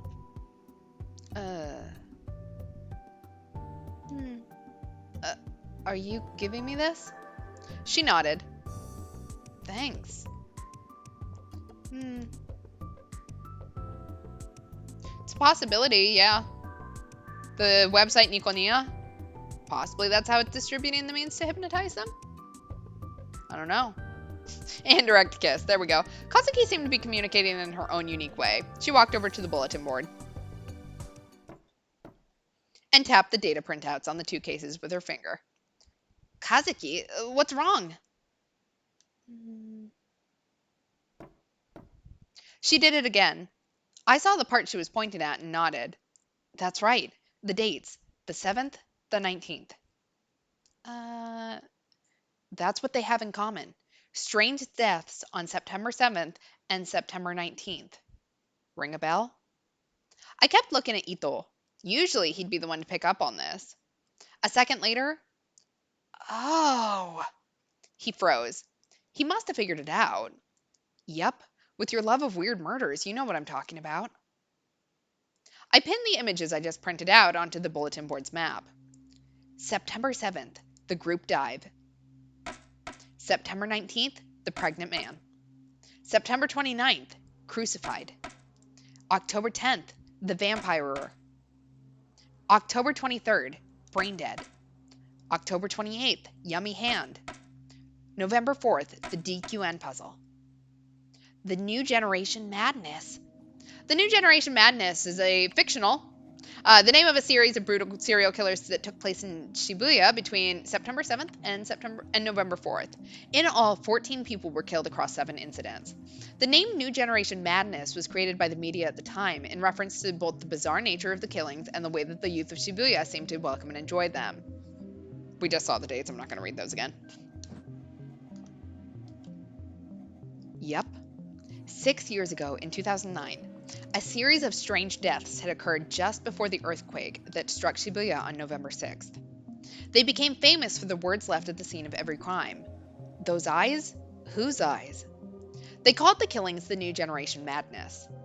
The murders took place in Shibuya, but the whole country took an interest in them. At the time, I was in 6th grade, and just like a lot of people, I followed every new development on the internet. The dates match up exactly with the dates of the murders 6 years ago. They may be set up to look like suicides, but they're every bit as weird as the old killings. it's a coincidence. She seemed to be trying to force the words out of her throat. Kurusu was acting a little strange. Her arms clutched her torso even tighter. Vice President? Maybe it was because of all the creepy pictures she'd seen. Kurusu was clearly shaking. She tried her best to stop it as she spoke. Stop trying to connect every little event. It's just a coincidence that they line up. We'll know for sure soon. The third New Generation Madness took place on September 29th. In other words, today. Uh, If something weird happens in Shibuya again, we'll know for sure. If a coincidence happens 3 times, it's not a coincidence anymore. He is our Watson, like, he's our romantic foil, but also, like, he's our sidekick, and I love him already. A phone rang. It was mine. yes, there's been a murder, or maybe an accident. Anyway, I think what you said might have happened. I could feel my heart starting to race as she spoke. It was a love hotel area in Dogonzaka, 5 minutes from Shibuya Station. A few days ago, there had been some kind of suspicious fire here, and I'd come to do some reporting. The place was supposedly a love hotel spot, but even at night when business should have been moving, it wasn't particularly exciting. During the day, when all the lights were turned off, if you didn't look at the signs, it wouldn't look very different from your average neighborhood. Yeah, I'm wondering if maybe she was involved in the original killings. Like maybe, like obviously she wasn't a victim, but maybe someone she knew was a victim. One of the buildings was a 4-story love hotel with the terrible name Fairies Dance. It faced a narrow street and there was no parking lot, so the police car was parked at a meter nearby. This way. Sedika was standing in front of a general store some distance away. She was supposed to be spending the day taking photos of the area around the last 2 crime scenes. Isn't she supposed to be at school? Um, what happened? Yeah, maybe she's acquainted with the culprit. We don't know who or whether the culprit was caught, so. I don't know. I passed by Gen near the 10-7, and he told me something was up here. I just don't get that guy. Where does he find out about this stuff? It's helpful, so I guess it doesn't matter too much. Gen was a homeless man I knew who sold me all the books in my secret stash. He was a drunk who claimed to be of noble blood, but the stories he told me about his past didn't sound very noble at all. Yeah, Serika is also playing hooky, just like we did. The guy was a weirdo, but since he spent all his time wandering around Shibuya, he knew a surprising amount of info about it. But it seems like something's really happening, though. The policeman who just went in looked like he was asking for backup. Huh, I see. I decided to start by taking a video of the outside of the hotel with my smartphone. You really run fast at times like these. I'd left the two of them in the club room, and they'd only just now caught up with me. They must have ran here. Ito especially was breathing really heavily. What? Kurusu came too? Kazuki had decided not to come, evidently. Of course not. I'd never seen her outside, except for when we were going to and from school. So, did something happen? I told Ito what I'd heard from Serika. He seemed really disappointed. What? You sure it's not just some couple that had a fight? Would you call reinforcements just for that? And today's the 29th, you know. I told you, you're overthinking this. Kurusu seemed upset. She glanced at the love hotels around her in disgust. Let's get back to school. This isn't a place where students are supposed to be. What if the security camera spots us? She probably didn't want to get involved. Yeah, if Ito is our Watson, Ken is one of our Shibuya Street irregulars. Ever since the rebuilding, there had been more cameras around Shibuya than ever before, even around the love hotels. In our school uniforms, we probably stood out. Kurusu motioned for us to go home. And then, I saw something in the viewfinder. On the third floor of the Love Hotel, the windows in one of the rooms facing the alley was open. The windows must have been all the way open because the curtains were fluttering out. Hey, you normally don't open the windows in a place like this, do you? I asked Vito as I looked up at them. Yeah, probably not. I don't know, I've never been to one. Oh. Ito followed my gaze and saw it for himself. It felt suspicious. I'd never been to a love hotel either, so I didn't know, but normally you'd keep the windows shut, right? You wouldn't want people seeing or hearing what you were doing. And then, suddenly, I heard a sound from somewhere. It was a calming song with a simple melody. I took a closer listen. Was it a music box? It definitely was. It was coming from the room with the open windows. It sounded like it was inviting us in. What was going on? I looked around. The building across from the open window was another love hotel, but it had no windows on that side. I couldn't look into the building like I'd done with the karaoke box last week, and I certainly couldn't climb my way up. Wait, what are you thinking? I must have had a pensive look on my face because Kurusu turned to me and asked, if we can get inside without them finding us. What? I looked around at the parking meters. There was still only the one car. Okay. There should be a rear entrance somewhere, so let's do it before the police backup gets here. Ito, go around from that side. Okay. I'll take this side. Takuru, stop. Look at me. I began to go around the building, not waiting for Ito's answer, but Kurusu grabbed my arm. You can't do this. This is way beyond what a high school club should be involved in. Won't you listen to me? Crap. She was just a millimeter short of making that face again. And this is one of those dirty hotels, too, isn't it? Also, what if you get caught up in something weird? I knew all that, but I didn't want to give up. This might be my chance to get a real scoop. What if you get expelled? As your big sister, I can't let you put yourself in danger. Sister? We're not actually family, are we? Oh. Instantly, Kurusu grabbed me by the collar with incredible force and brought her face so close to me that our foreheads touched. I could tell her cheeks were flushed. There was a small, wordless growl from deep within her throat, and her arms were shaking a little as she held me. What was she trying to say? No, I knew what she was trying to say. But Kurusu didn't say it. Kurusu wasn't the sort of awful person who'd bring up the distant past to try and win an argument. Anyway, that was all over now. It wasn't either of our faults.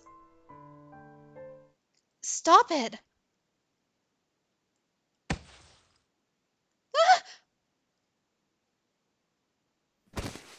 Suddenly, Serika ran over and tackled Kurusu. The momentum slammed both of them into the ground. Yeah, not blood siblings, so it's okay. No, I don't think so. I'm hoping that maybe we won't have a love interest. At least not either of these two. We'll find out. Ow! Serika, what was that for? No fighting! No, Taku. The motto of the newspaper club is that all five of us are friends, right? No, that was never our motto. Sing, you need to stop them too. Oh, wait, where were you? Hmm? Oh, that's right. This is no time for fighting, Taku. She suddenly hopped up like a cheap toy. The back door is open. What? I was thirsty, but I couldn't find a vending machine, so I decided to look inside the hotel. So I went around to the back door and opened it. Then I went inside and there was a vending machine, and I said to myself, way to go, fairies dance. And then I bought a drink and gulped it down and then said, wait a second. What? You always get ahead of yourself. So, Taku, what's the plan? Um, I. Hmm. I could tell that Kurusu was glaring at me, but she didn't say anything. She couldn't say anything. Let's go together. If we pretend to be a couple, we might be able to fool them if it comes to that. Okay. As soon as the words were out of my mouth, Serika beckoned for me to follow her. I did.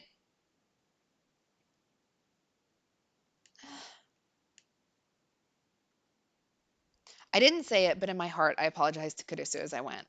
Of course, she couldn't hear me, so she didn't say anything. The stairs are over here, though. We went inside the hotel from the rear entrance and hid behind the corner that led to the lobby. This was my first time inside a love hotel, and it was a lot less gaudy than I'd expected. The name was false advertising. There were no fairies, and no one was dancing. Maybe the quiet atmosphere was a selling point? But just someone back here. What? No, ask Shinjo. The quiet was ruined by the sound of a police officer screaming into his phone. He was either confused or just excited because he kept saying the same things over and over again. Something had happened after all, and something bad enough that he needed backup. This was my chance. If we could get to the scene before the place was overflowing with cops, we might be able to find an unexpected scoop. Yes, there's no doubt about it. I checked. But I can't decide that on my own. No, I told you that's not what's going on. Damn it. That cop was in the way. Whether we took the stairs or the elevator, we needed to go through the lobby to get to them. Taku, let's go. Huh? Hurry. Wait. Serika took me by the arm as if we were a couple and entered the lobby without trying to hide at all. Hey, come on. She ignored me and walked straight for the stairs. Hey! The cop must have seen us because he yelled at us from behind. Shit. He probably hadn't seen our faces. Should we run? No, that would just make us look suspicious. I told you not to leave your rooms. Yes, no, sorry, it's okay. Forget that. I need backup. He started to mumble into the phone. We crossed the lobby without looking back. I love how he did not hesitate at the fact we're wearing school uniforms, but that's okay. Don't do anything too crazy. But you were right. We were able to fool him. That scared me. That was a close call. My heart was pounding so loud that the noise was making me sick. Could he not tell that we were high school students? No, even if he only saw us from behind, he'd be able to tell by our uniforms. Why didn't he arrest us? Maybe he was panicking so much that the thought never occurred to him. Okay, what's the next step? Serika let go of my arm and turned towards me. That's right. Now wasn't the time for thinking about other things. We don't know whether or not that room on the third floor is what we're after, but we should start there. If that doesn't work, we try other places. Once the police backup arrives, we leave. But from the way that officer was acting, something was definitely up. We need to get photos before we go. Okay. Yeah, I don't know what image he has of love hotels, but yeah, you you would think you'd want something a little more discreet for your indiscretions. It was quiet. The policeman's voice was still drifting up the stairs, but it only made the quiet seem more oppressive. Just like he'd said, the customers had probably been told not to leave their rooms. It was too late for it to matter now, but I was starting to feel a little scared. Come to think of it, if something had happened, maybe the killer was still here? Hey, Taka, you're fighting with Non again, aren't you? Sitika's voice was relaxed. I was grateful. I'd take any opportunity to relieve this tension. It wasn't really a fight. No, maybe it was. But you're still calling her Kurisu, right? I know how you feel, but isn't there something you can do? Ugh. Until half a year ago, I'd called her Nono, her first name. After the incident that had caused me to leave the dorm, I'd never called her that again. As long as I kept calling her Kurisu, she'd keep being mad at me. It must have been hurting some important part of her. Taka, Oh. The next thing I knew, we were on the third floor. Sitika had gotten ahead of me at some point and was poking her head around the corner and into the hallway. nobody's here, I think. Good. I took out my phone and got ready to record. Yeah. So, does this mean I can make my move on you, or?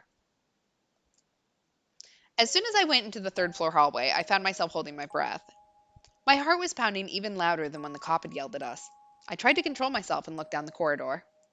The rooms must have been very big because the gap between the doors was large.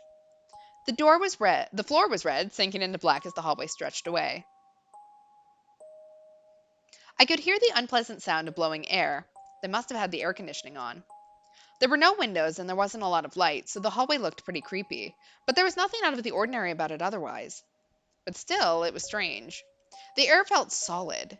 It felt like someone would jump out from the shadows the second you let your guard down, or perhaps there were traps scattered along the floor. For a second, the floor seemed to be stained with blood, but I shook that image out of my mind. What was this? It was like the fear you feel in the darkness at night. Was it just because there was so little light? Hmm. No, it was worse than that. It felt like someone was watching me and enjoying my unease. It was like they were peering deep into my heart. Taka? I almost jumped off the ground with a start. Huh? What's wrong? Don't just talk to me like that. You scared the hell out of me. It's nothing. Hey, isn't this kind of weird? I gestured with my head down the hallway. Sedika looked past me into the darkness. Well, it's creepy because it's so dim, but isn't that just to set the mood? Uh, was it? Was that all? Was I being too sensitive? I tried flipping the light switch on the wall next to me, but nothing happened. Maybe the bulbs were burnt out, or maybe it wasn't the switch for this hallway at all. Damn it, this wasn't 1407 or something. 1407 is a fictional 2007 American horror movie about a hotel room where all the occupants commit suicide, based on a work by the master of modern horror, Stephen Queen. I turned around. The only person there was Serika. No one else was looking at me. I took some time to make sure of it before I spoke. Let's go. Yeah.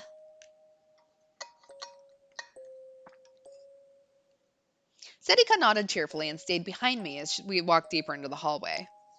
I remembered the location of the window I'd seen outside. It was probably deeper in the hall, the furthest one back or the one before it. It's probably one of those two. I walked as silently as I could down the long hallway towards the last rooms on the left side. With every step I took, I could feel the sensation of the hallway floor through the bottom of my heels. It was like I was being forced to think about the nerves that I'd never used. My body felt very tense. I didn't see any cops in the hallway. Usually, they'd leave at least one person here at the scene. Was this the wrong floor? Um. We reached the second to last door. Room 306. All right, another negative, positive thing. I listened carefully but didn't hear anything revealing. Just the quiet rumble of the air conditioner. Is there a people? Come on. This is a love hotel. Oh, right. Hey, what are you knocking? You can't. What if someone really answered the door? Wait. There was a loud sound. I quickly glanced around to see if anyone had heard what Sedika did. It's not opening. Maybe I should have borrowed the key. Ugh. There was no answer from inside. No one was there, probably. Taka, what's wrong? No, never mind. Damn it. Felt kind of ridiculous for me to be so serious. The police aren't here either. Maybe it's not this floor. Huh? I flinched at the sudden noise. What? Uh, was that the sound of breaking glass? It was from the next room over, right? She was clinging to my back in surprise, with her hands on my shoulders. I think so. It came from further down, right? Sidika pointed to the next room. We stood there for a moment. The violent sound must have scared her because Sidika's easygoing mood had totally vanished. But we waited a while and nothing more happened. There were no voices or sounds of struggle. The hallway was the same as ever. But was I imagining it, or was the hall a little darker than before? Should we go back? Uh, Sidika didn't answer my question. She didn't seem afraid, but she had a serious look on her face as she stared down the hallway. Maybe something had happened and the killer was still there? No, wait, I needed to think about this rationally. There was an officer on the first floor who'd called for backup. Usually, when a call came in, the police never came there alone. There was always more than one. I'd found that out for myself during my reporting, so I was sure of it. So there had to be another officer at the scene. The killer couldn't just be hiding there. If there was any chance of that, the cop wouldn't have just told us to go back to our rooms. Did the killer break the glass during a struggle? No, that didn't make sense either. If there was any chance of them being able to do that, would the officer have gone downstairs? He'd probably gone down there to tell the front desk not to let anyone else in. Damn it. I had no proof, but it should be okay. More than anything, I hadn't taken any photos yet. Huh? I jumped, literally, when I heard the sudden sound. It was a very strange sound, one that didn't belong here at all. Is it Ghetto Froggy? I looked and saw that Sedika had gotten so nervous that she'd taken out her Ghetto Froggy Ghetto strap and started to play with it. She probably didn't even know she was doing it. I softly poked her with my elbow. I motioned for her to keep quiet and she seemed confused, but then she realized what she was doing and quickly put the strap back in her pocket. As soon as she was done, I looked down the hall once more, all the way to the front of the room. We should head there. I tried to steel myself, then checked over my shoulder once more to make sure no one was there. I started to walk forward, very carefully. I was afraid of making even the slightest sound. Sedika followed me wordlessly with her hand on my shoulder. I grabbed her hand with my free hand. The other was holding my smartphone. She squeezed it tight. The feeling of her fingers kept me strong as I walked forward. The next room, room 305, the room at the far end of the hallway. Just like room 306, it had a plain old door, but it felt like it was exuding an intense pressure. this is where it came from, right? She was asking about the sound. I think so. I answered despite not having any proof at all. We waited, but still heard nothing. I looked around once more to make sure no one was there, then put my ear up against the door. And then I heard a small sound. It was the sound that I'd heard outside, the sound from the windows, like a music box playing. It was relaxed and peaceful, even if we weren't, and played the same tune over and over. This is the room, the one with the open windows. Sidika was looking at me. Will it open? No, that's. I hesitated, but she put her hand on the doorknob. Nope. She seemed relieved, but a little upset. I knew exactly how she felt. I felt the same way. I moved away from the door. I would have liked to take some photos before I left, but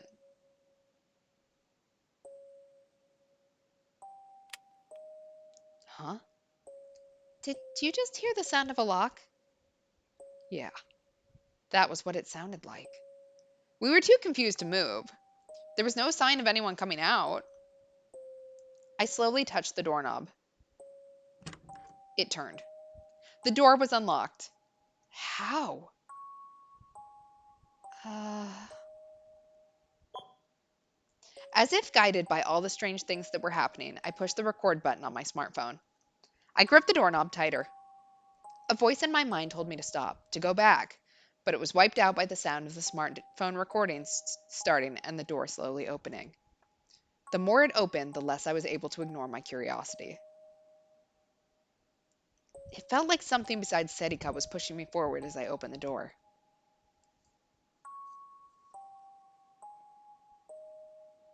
That song was playing in the dimly lit room. All the lights were off, but the sun outside was streaming through the open window. Its light was very weak. The curtain in front of me, which partitioned off a part of the room, was blocking the light. I gulped and realized my lips were dry. I ran my tongue over them to wet them a little, and then I realized my heart was pounding. The sound was so loud I thought my heart might have somehow moved up into my ears. It seemed to be beating out some bizarre rhythm, and it was making me sick. I forced myself to swallow my saliva and hoped it would keep me from throwing up. Then I took a slow step forward. I held up my phone to record what I was seeing, and then I realized something. That curtain wasn't partitioning the room. It was a bed. There was a raised spot off the floor with a circular bed surrounded by a curtain. The light was streaming out from behind it. The windows we'd seen were on the other side of it, and the song seemed to be coming from there as well. Oh, murder victim! I'm respecting your privacy by knocking, but asserting my authority as your investigator by coming in anyways. We at least didn't have to use the battering ram. The ghosts unlocked it for us, but we didn't have to use a battering ram. Crap, it was too dark. I went to flip the nearby light switch, then forced myself to stop. No. I couldn't touch anything in the room. Some kind of crime must have taken place here. But I was scared to go any deeper into the darkness. My shoes made my steps loud against the floor. There was no response, only the relaxed melody. I gave a signal to Serika, who was still behind me, and went deeper into the room. What? For a moment, I thought I heard the sound of creaking metal. It felt like I was hearing it between the gaps in the music box melody. But there was no change that I could see. No one jumped out. Nothing was moving. There was just the sound of the music box. I looked from one part of the room to another to make sure nothing was amiss. And then I slowly moved forward.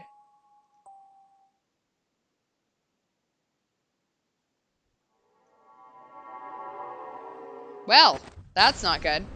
Someone was lying on the floor. Huh? When my eyes adjusted to the gloom, I saw oh, a police officer. And a woman? The officer was lying up against the bathroom with his legs splayed and his head drooping. The girl was lying on the floor face down. They showed no signs of noticing us. No, that wasn't right. The glass behind them was shattered into 1,000 pieces. Crap. The second I understood what was going on, the hand holding the smartphone started to shake. Crap, crap, crap. I could see a little blood dripping off the police officer's head. Huh? I spun around as I heard the sound. Huh? The warmth drained from my face in an instant, and my whole body shivered. Someone was sitting on the bed. I staggered back and slammed into Serika. Let's get out of here now. But I couldn't move. My hand was frozen as it pointed the smartphone towards whoever was behind the curtain, and it wasn't doing what I told it. Damn it. I took a step back, tripped, then fell to the floor. My lungs weren't working right.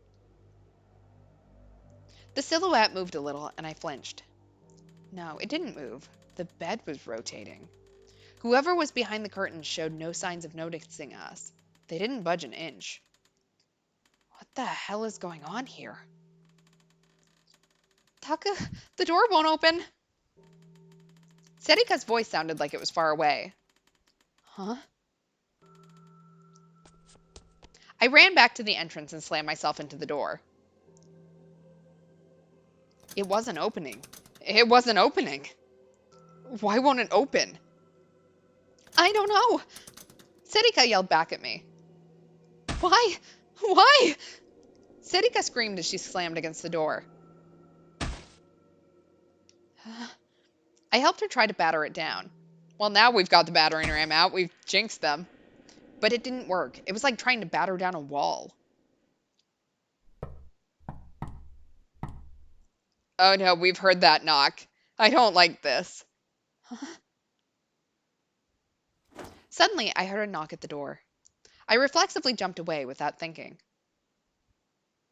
Knock, knock, knock, knock.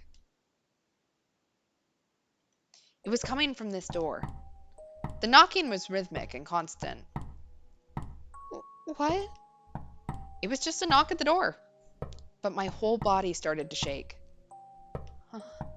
Someone was on the other side of the door. Someone was knocking.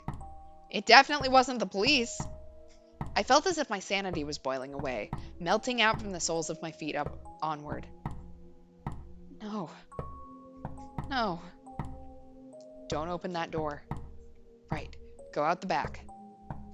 Let's use the window.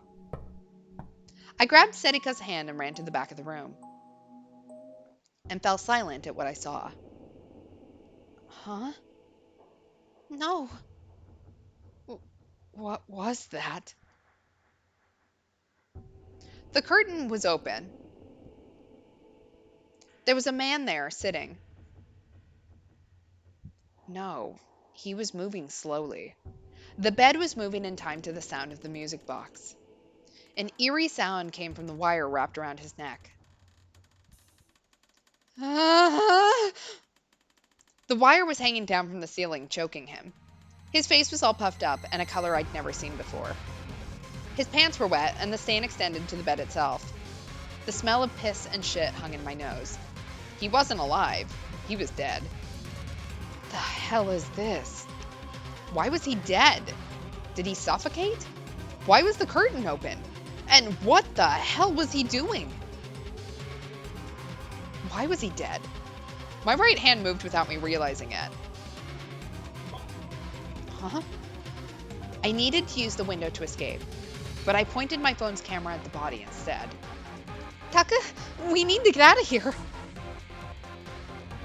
The body spun slowly. Each time it went around, the wire made an awful sound and dug deeper into his neck. It had dug in so deep by now that the man's neck was the size of my wrist. The skin must have been broken because it was bleeding a little. Taka! What am I doing? Serika was right next to me, but her voice sounded far away, like she was talking through a telephone. I needed to get out of here, but I couldn't stop the filming. Why was I doing this? Why was he dead? The wire dug deeper and deeper into his neck without waiting for me to come up with an answer. The body turned away from me. I could see the back of his neck. The flesh around the wire was swollen red and black. I heard a muffled sound like something hard snapping inside of a bag. Oh no. The head slumped just a little. Yeah, that head is gonna come off. His neck had just broken. That must have been the sound of neck breaking. Taka, let's get out of here. I could hear Serika's voice. Get out of here? Get out of here. That's right, I need to get out of here. Huh? My body moved as I heard another sound. I spun around.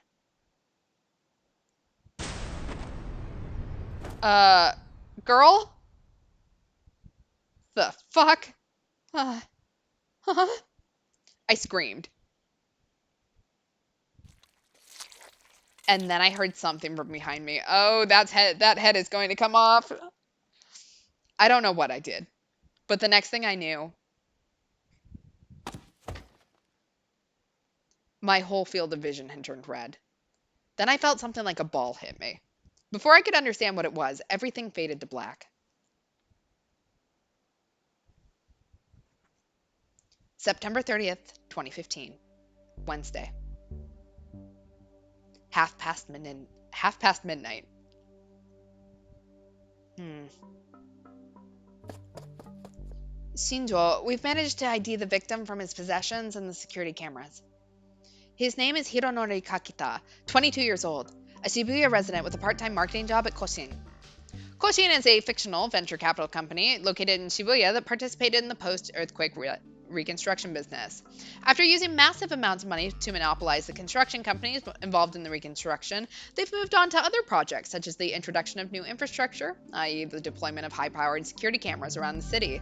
They've also taken the lead in supplying business models and partnership opportunities to various nonprofits and volunteer groups, and in helping to establish self-sufficient communities among the survivors. In the process, they've made vast amounts of money.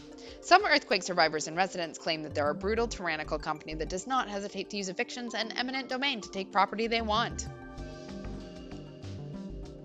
A part-timer at Koshin? Any lovers? None. No roommates either. He lived alone, it seems. Shit. Shinjo cursed. If he was single and not in a relationship, it would take time to figure out his private life. And Koshin was one of the companies that had profited the most from the recovery projects in recent years. Part-timer or not, if he worked there, he was probably pretty busy. It was possible that his coworkers knew just his name and nothing else about who he was outside of work. Shinjo, what do we tell the media? Kayomi TV and Nikonia's net reporters are refusing to leave. And those two kids we found at the scene, who said they're with the Hekihon newspaper club, they've calmed down, but they're still not making a lot of sense. And that other girl doesn't have anything that would tell us who she is. We're checking to see if she's a friend or relative of Kakita's, but no luck yet. She's refusing to say anything. Also, forensics wanted to know. Hey, you can't just... This is Watabe from Nikonia News. Excuse me, what's going on here? Nikonia News is a news site offered by Nikonia, fictional, that offers information on a number of topics. It consists primarily of summaries of articles written by various groups and individuals, but lately it's put resources into having its own journalists do original reporting as well. Get out! You can't come in here without permission! Just a brief comment. A brief comment is all I need. Shinjo's men physically dragged the reporter out of the room.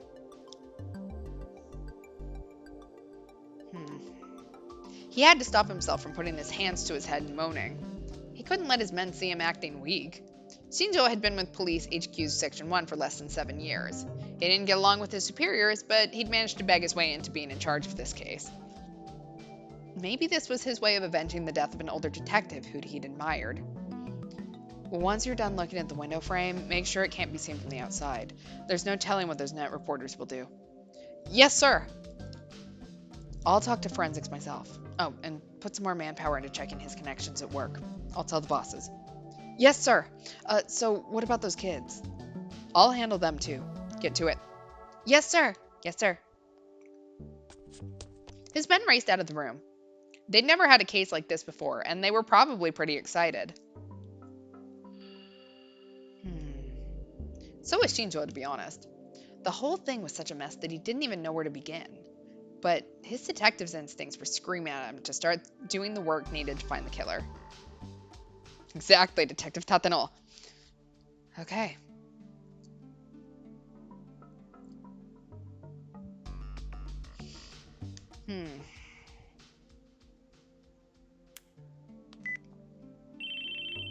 Hello, this is Trustworthiness Investigation Company, Frisia. His call was answered on the first ring, like always. It's me. Oh, Shinjo, you're late. I thought you'd be contacting me earlier. I'm sorry. Shinjo apologized without thinking and for no clear reason. He always felt like a naughty child when he spoke to this CEO, who happened to be a woman. You know why you're so exhausted. It's because you're taking this so seriously. You should relax a bit like they did. I've got no intention of copying their habits. You're so serious, aren't you? If you keep on thinking that's a virtue, you're going to have a bad time of it one day. Momose, there's something I wanted to talk to you about. Shinjo cut her off before she could continue her lecture and gave her a brief description of the scene. This was a violation of the rules, but the only way to solve a crazy case was to be a little crazy yourself. That was the first thing he'd learned from that older detective. So, is it murder or suicide? Momose asked her a question after he described the situation. She got to the heart of the problem. We're not sure right now. The hotel had gotten suspicious when Kakita had never come down after checkout time. When more than 10 calls to the room went unanswered, they'd contacted the police. 2 officers as well as someone from the hotel had gone to the room and found the body in an unconscious girl. One officer stayed at the scene to keep it secure, and the other searched the hotel to make sure it was safe. During the search, he'd forgotten to lock the employee entrance in the back near the stairs. That was how the 2 students from Hekiho had gotten in. Shortly after he'd left the room, the girl woke up and started strangling the officer who'd stayed. He'd hit his head on the edge of the glass window and knocked himself out. He was going to be fine, but he'd been out cold until backup arrived. When the backup got there, they found the girl unconscious on the floor. A boy from Hekiho was passed out on the floor too. The other girl from Hekiho was throwing up, also on the floor. Kakita's cause of death was asphyxia via strangulation. The wire around his neck was a kind used at construction sites. It had been hung in an X pattern from the lights on the ceiling. And he'd been sitting on the bed as it rotated. That's why there was so much pressure on his neck that finally his head had been severed. I told you, the head was coming off. From the estimated time of death, Kakita had passed away before the police had even been contacted. The body on the bed kept spinning in time to the music, 1 rotation every 2 minutes. In the end, the man's head had been cut off completely. The problem was the girl in the room. There was no indication that she'd ever touched Kakita. There were no fingerprints or any other signs that she'd touched Kakita's body, the bed, or the wire. The only things they'd found under her fingernails were skin and blood from the officers she'd strangled. In fact, there was no indication she'd touched much of anything in the room. Everything they found belonged to Kakita. And according to the officer she'd strangled, when she'd attacked him, she'd clearly been in an unstable psychological state. Her eyes were bloodshot and out of focus. So, what are you trying to say here? This girl just watched Kakita die without touching anything in the room and then started strangling a police officer while temporarily insane? Shinjo scratched his head as he heard her sum up the situation. That was what it looked like, at least from what they knew right now. And just going by that, it sure looked like a suicide. But it was all far too strange. I see. This is a bit of a problem. What about these kids from Hekiho that got inside the room? Seems like it was pretty traumatic for them, so at first they wouldn't say anything. But now they're just starting to talk. But they're from Hekiho, and that place has some issues. He checked with the school and verified that they were part of the school's newspaper club. The security camera at the rear entrance had seen them coming in, which matched with their testimony. But he didn't know what to make of their testimony that the door had opened on its own, or that someone else had tried to come into the room. The door was equipped with an automatic lock, and the only person inside the room who could have opened it was that girl. But there was no sign of her fingerprints on the door. And the security camera in the hallway showed no signs of anyone else trying to go in. In any event, it was extremely rare for a civilian to see a dead body outside of a funeral. And in an unstable mental state, it was extremely easy to imagine things or just be outright mistaken about what was going on. If they turned out to not have any relationship to Kakita or the girl, he planned on letting them off with a stern warning. Our biggest lead is the girl who's in the room, but she's not talking. She's probably going to be put under psychiatric hold at this rate, right? Psychiatric hold here is used to refer to the act of keeping someone in custody in a designated location, such as a mental hospital chosen by the police, until their psychological state has normalized. Yeah, so far it seems like they've got video evidence to back up what the cop is saying, but we'll find out. Yeah, but that'll slow down the investigation a lot, so I'd rather not go down that route. Got it. Let me get some information spread around. Given your position, this is probably going to be pretty rough for you. So be ready, okay? I'll call back in 3 minutes. Okay. Thanks, I appreciate it. Shinjo went to hang up the phone. Oh, wait. Yeah? Actually, I want you to do something for me. I'm sure it'll be a big help for you, too. Can you do it? So it was basically an order then, Shinjo thought to himself. What is it? One of my kids knows more about this than I do, and they say they want to see the crime scene personally. Can you help them out? You want me to let an outsider into a crime scene? It's always outsiders who will give you the hints you need to solve the case. After all, I'm an outsider too, she continued. In his head, Shinjo went over the steps he'd have to take and the time required to take them. Can it be tomorrow? Or no, the day after? That's my Shinjo. Glad we could work this out. I don't know how you manage around the rest of those hard heads in Section 1. Alright, talk to you later. Hold on a second. Shinjo, would you? He barely stopped himself from ending the call. Is there something else? I wanted to give you some advice just in case. 2 things. First, what I said before wasn't a joke, okay? Huh? You need to relax a little. Don't take everything so seriously. I'm sure a lot of things are about to happen that will be beyond your understanding. When that happens, your worst enemy is what you think you know. I'll make sure to remember that. If that was a serious answer, you've still got a long ways to go. And the other thing is... Momose paused for a second and chuckled. Don't let my kid get the better of you too often. If you let your guard down, you'll end up an outsider yourself. September 30th, 2015, Wednesday. Hey, did you see that thing on Twitter? Oh yeah, the meme from Hekihobot? A giant Upa with a smug look on its face sitting on the Shibuya Hikariwo saying, Shibuya sure has changed. Upa is a fictional ball-shaped mascot character from the popular manga Nainet Kakeru, which began running in Roko Roko Comics in 2006. The anime version only increased its popularity, and large amounts of merchandise such as stuffed animals followed. And Hekihobot is a fictional Twitter account followed by over 80% of Hekiho students. It's popular for its variety of tweets, which include funny memes, news about discounts at cafes and restaurants near Hekiho, school rumors, and other things of interest to the student body.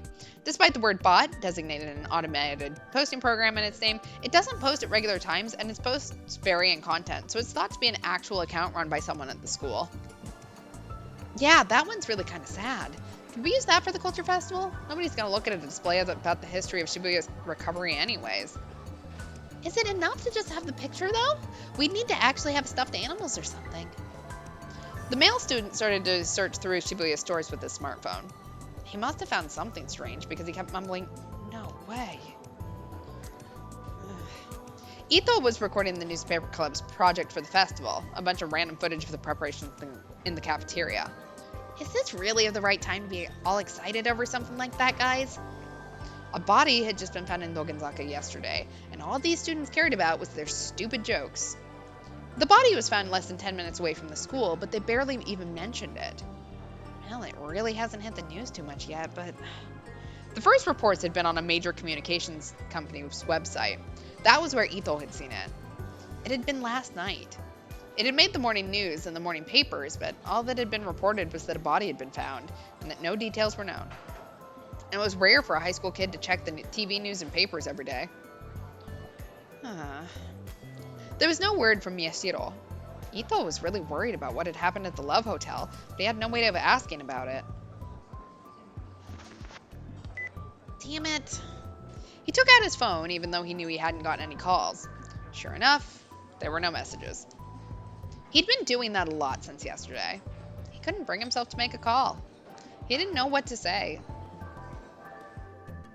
He didn't know what to say to a friend who'd been taken away by the police.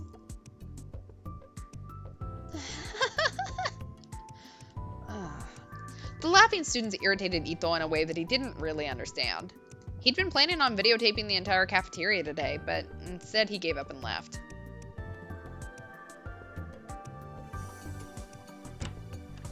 You filming? I hope it's going okay. He went inside the club room and saw that Kurusu was there. Any word? Kurusu's expression clouded for a moment as she shook her head. Nothing since then. I see. Luckily, the club advisor had told him that Kurusu had taken a change of clothes from Miyashiro to the police station last night. She'd been told that neither Miyashiro nor Onoe were hurt. The police were probably going to let them off with a warning. If they weren't suffering from any after effects from the trauma, they'd be let go in the morning. But school was over. It was almost evening, and there was no word from either of them. Ito dropped into his chair. Damn it, the school's so peaceful. Barely anybody's talking about what happened yesterday. I see. I mean, sure, there are about 2 murder reports a week in Tokyo, so I know it's not exactly a new thing, but still, Dogenzaka's right next door. It's possible someone walks by that place on their way to school. Actually, I bet someone actually does. Maybe it's like he always says, and none of these people ever read the real news. Do you have any idea how obvious you are? Kurusu chuckled. Huh? You're worried about the 2 of them, right? Ito started to speak, but then choked it back. Not really. Aren't you worried, Miss Vice President? Ridiculous, she chuckled. I'm angry. This whole thing is ridiculous. Serika is one thing, but he ignored my warning and went in anyway, and this is what happened. He's making you do all the filming for this newspaper club, too. No, I don't really care. It's not that big a deal. It is. When you're given a job, you need to do it. Is this it? Kurusu, what's going on with the budgets? Kawahara appeared. He was very out of breath. Huh? The budgets? The list of groups that have gone over budget. Accounting says it's not in yet. Kurusu frowned as she realized her mistake. Sorry, I'll send you an email with the list. ASAP, okay? Before the teacher goes home? Kawahara ran off before Kurusu had time to answer. And before he was even out of sight, Kurusu had booted up the PC and started to tap at the keys. What? Nah, it's nothing. Which of us is more obvious? That's what Ito was about to say before he stopped himself. Normally, it was impossible to imagine Kurusu not doing her job. For a while after that, Kurusu focused intently on her work. Ito didn't have much else to do, so he watched her. When he looked carefully, he could see small dark spots under her eyes. She probably hadn't slept. And then Ito realized for the first time, Kurusu had probably come to the club room to see if either of them had contacted him. With all the preparations that were going on, there was no other reason for her to be here. The Empress of all people, huh? Kurusu pressed down hard on one final key as she finished her task. And then suddenly an unpleasant sound filled the room. Huh? Hey. I know. They looked over and saw that Kazuki was nibbling on dried squid as she played her game, oblivious to everything around her. Ito had seen her come in after Kurusu had started her work. He thought she might say hello, but knowing her, maybe not. He'd also seen her start to play her game. He'd been trying not to bring it up, but that was clearly impossible now. She must have been concentrating pretty hard. Her gaze was constant and steady. Ito sighed. She's always caught up in her own little world, isn't she? Maybe she doesn't care about anyone else. Of course that's not true. She's just a little stronger-willed than most people. Even so. She's in the same club as them, he started to say, but Kurusu stopped him with a raised hand. She looked down at Kazuki's game screen. Evidently not. Dried squid is really good. Like, y'all are missing out. Huh? Kurusu chuckled and took off Kazuki's headphones. Kazuki, I'm not a big gamer, so correct me if I'm wrong, but... Is there a reason you're continually flinging fireballs at the side of a house? That fire is spreading really fast. Huh? Kazuki looked back at the screen with a stunned expression on her face. She yanked the headphones out of Kurusu's hands and quickly put them on, then started to pound at the keyboard. Calm down, and either swallow that squid or spit it out. What you're doing now is bad manners. Huh? Kazuki may or may not have heard her because she struggled with her game for a while, and then... She froze like a toy whose batteries had run out. The squid she'd been chewing fell out of her mouth and landed on the desk. She stared at it for almost 30 seconds, as if something impossible had happened. Then she silently stood up and staggered over to the shelf where we kept the electric coffee maker. Her face had turned pale. Kazuki, are you okay? Are you going to make us coffee? Hmm. Kazuki nodded in answer to Ito's second question and started to make coffee with shaking hands. She made Kurisu her usual with 2 cubes of sugar and then gave Ito a coffee mixed with milk. Then she made a cup for herself, black, but didn't drink a drop. Hmm. Her forehead slammed into the desk with a thud, and she became so quiet it was impossible to tell if she was breathing. See? Kurisu looked to Ito for agreement as she cleaned up Kazuki's squid. Wait, really? He took a sip from his coffee, not sure what to think. To him, none of this made any sense. Kurisu didn't say another word as she drank her coffee. Ito looked up at the blank ceiling and decided this was as good a time as any to ask. It wasn't that it was wrong, but it still felt kind of awkward. Hey, what? Is there a reason he's so obsessed with this case? Kurisu froze. She lowered her gaze as if searching for answers in her coffee cup. Yeah, rule number 1, do not interrupt me while I'm in the zone. What about you? You seem pretty interested in it yourself. She seemed to be trying to change the subject. I just like this stuff. This stuff? Weird murder cases and stuff. But still, running into a crime scene like he did yesterday that was going too far, he continued. Kurisu silently took another sip of her coffee. She seemed to be staring at a single point in the distance, lost in thought. It was clear that while she was seeing the things around her, none of them held any meaning to her. Looking at her scared Ito a little. Was it really that big a deal? If you don't want to tell me. That's not it. I'm sure that basically Takara is the same as you. He likes this stuff. And he's always liked getting involved in things that were dangerous. I see, Ito said. You two started living together in elementary school, right? Yeah, that's right. A little after the earthquake, to be precise. Just about the time when middle school was about to start. Kurisu and Miyashiro were both what people called earthquake orphans. They'd both been in 6th grade when they'd lost their parents to the earthquake. Since they had no relatives to take them in, they'd been sent to the same group home, the localized small-scale children's welfare facility's Alba Dormitory. It's a small-scale children's welfare facility with a maximum capacity of up to 6 children. Also called group homes, these facilities are often the homes of private, individual families and are said to be able to offer more personalized care for the children. Kids like them weren't common in Shibuya these days, but they weren't exactly rare either. Miyashiro had been so badly injured during the earthquake that he'd been put into a coma. He was still in that coma when he had arrived at the dorms. The head of the dorm was also the head doctor at the Alba clinic downstairs, and so for a while that was where he was kept. Kurisu had taken care of literally all of his needs. There were 4 kids at the facility. Kurisu and Miyashiro were the oldest. Since her birthday was earlier than his, she dubbed herself the oldest of 4 siblings and volunteered to take care of the other 3. Even back then, Miyashiro had a habit of being curious and getting into trouble. Yeah, that's why she tried to play the sister card on us. So not like family, just... I don't know. He's just a little brat, you know? He says all the time that he's different from everyone else, right? Even though that's not true. She spoke like a parent worried for her child's future. But in the end, he... Hello, everyone.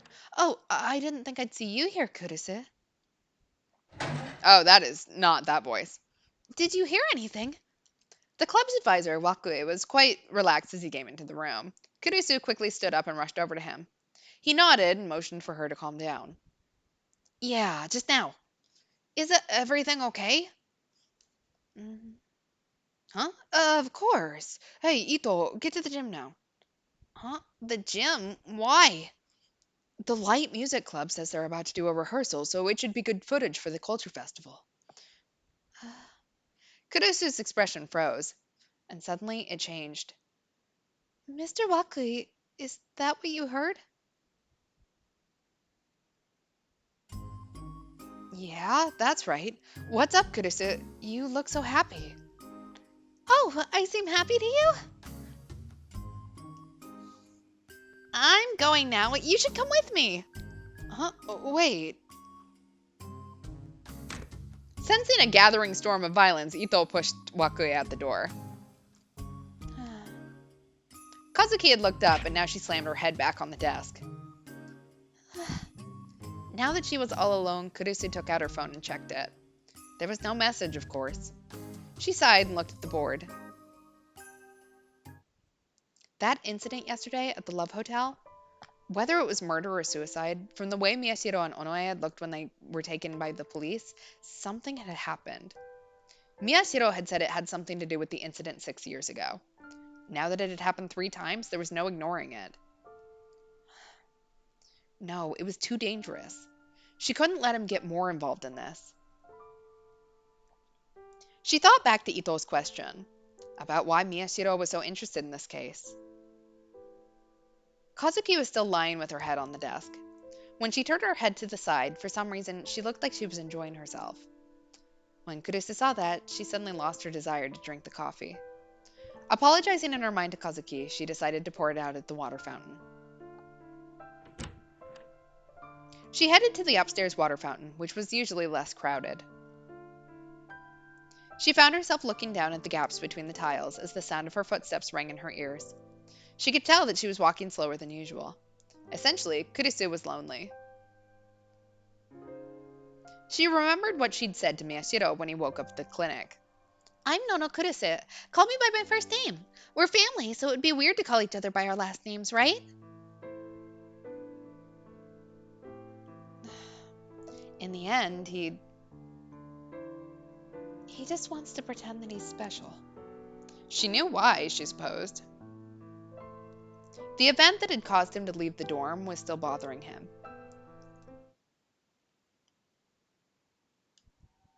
All right, before we get into that, we're going to end here for tonight. So thanks for hanging out. Next stream is Sunday, 10 o'clock Eastern, 7 o'clock Pacific. Don't know who all we'll have, but we should have someone. Maybe. I don't know. I have no announcements, so have a good night, all. Thanks again for hanging out, and see you Sunday. Have a good night. Bye.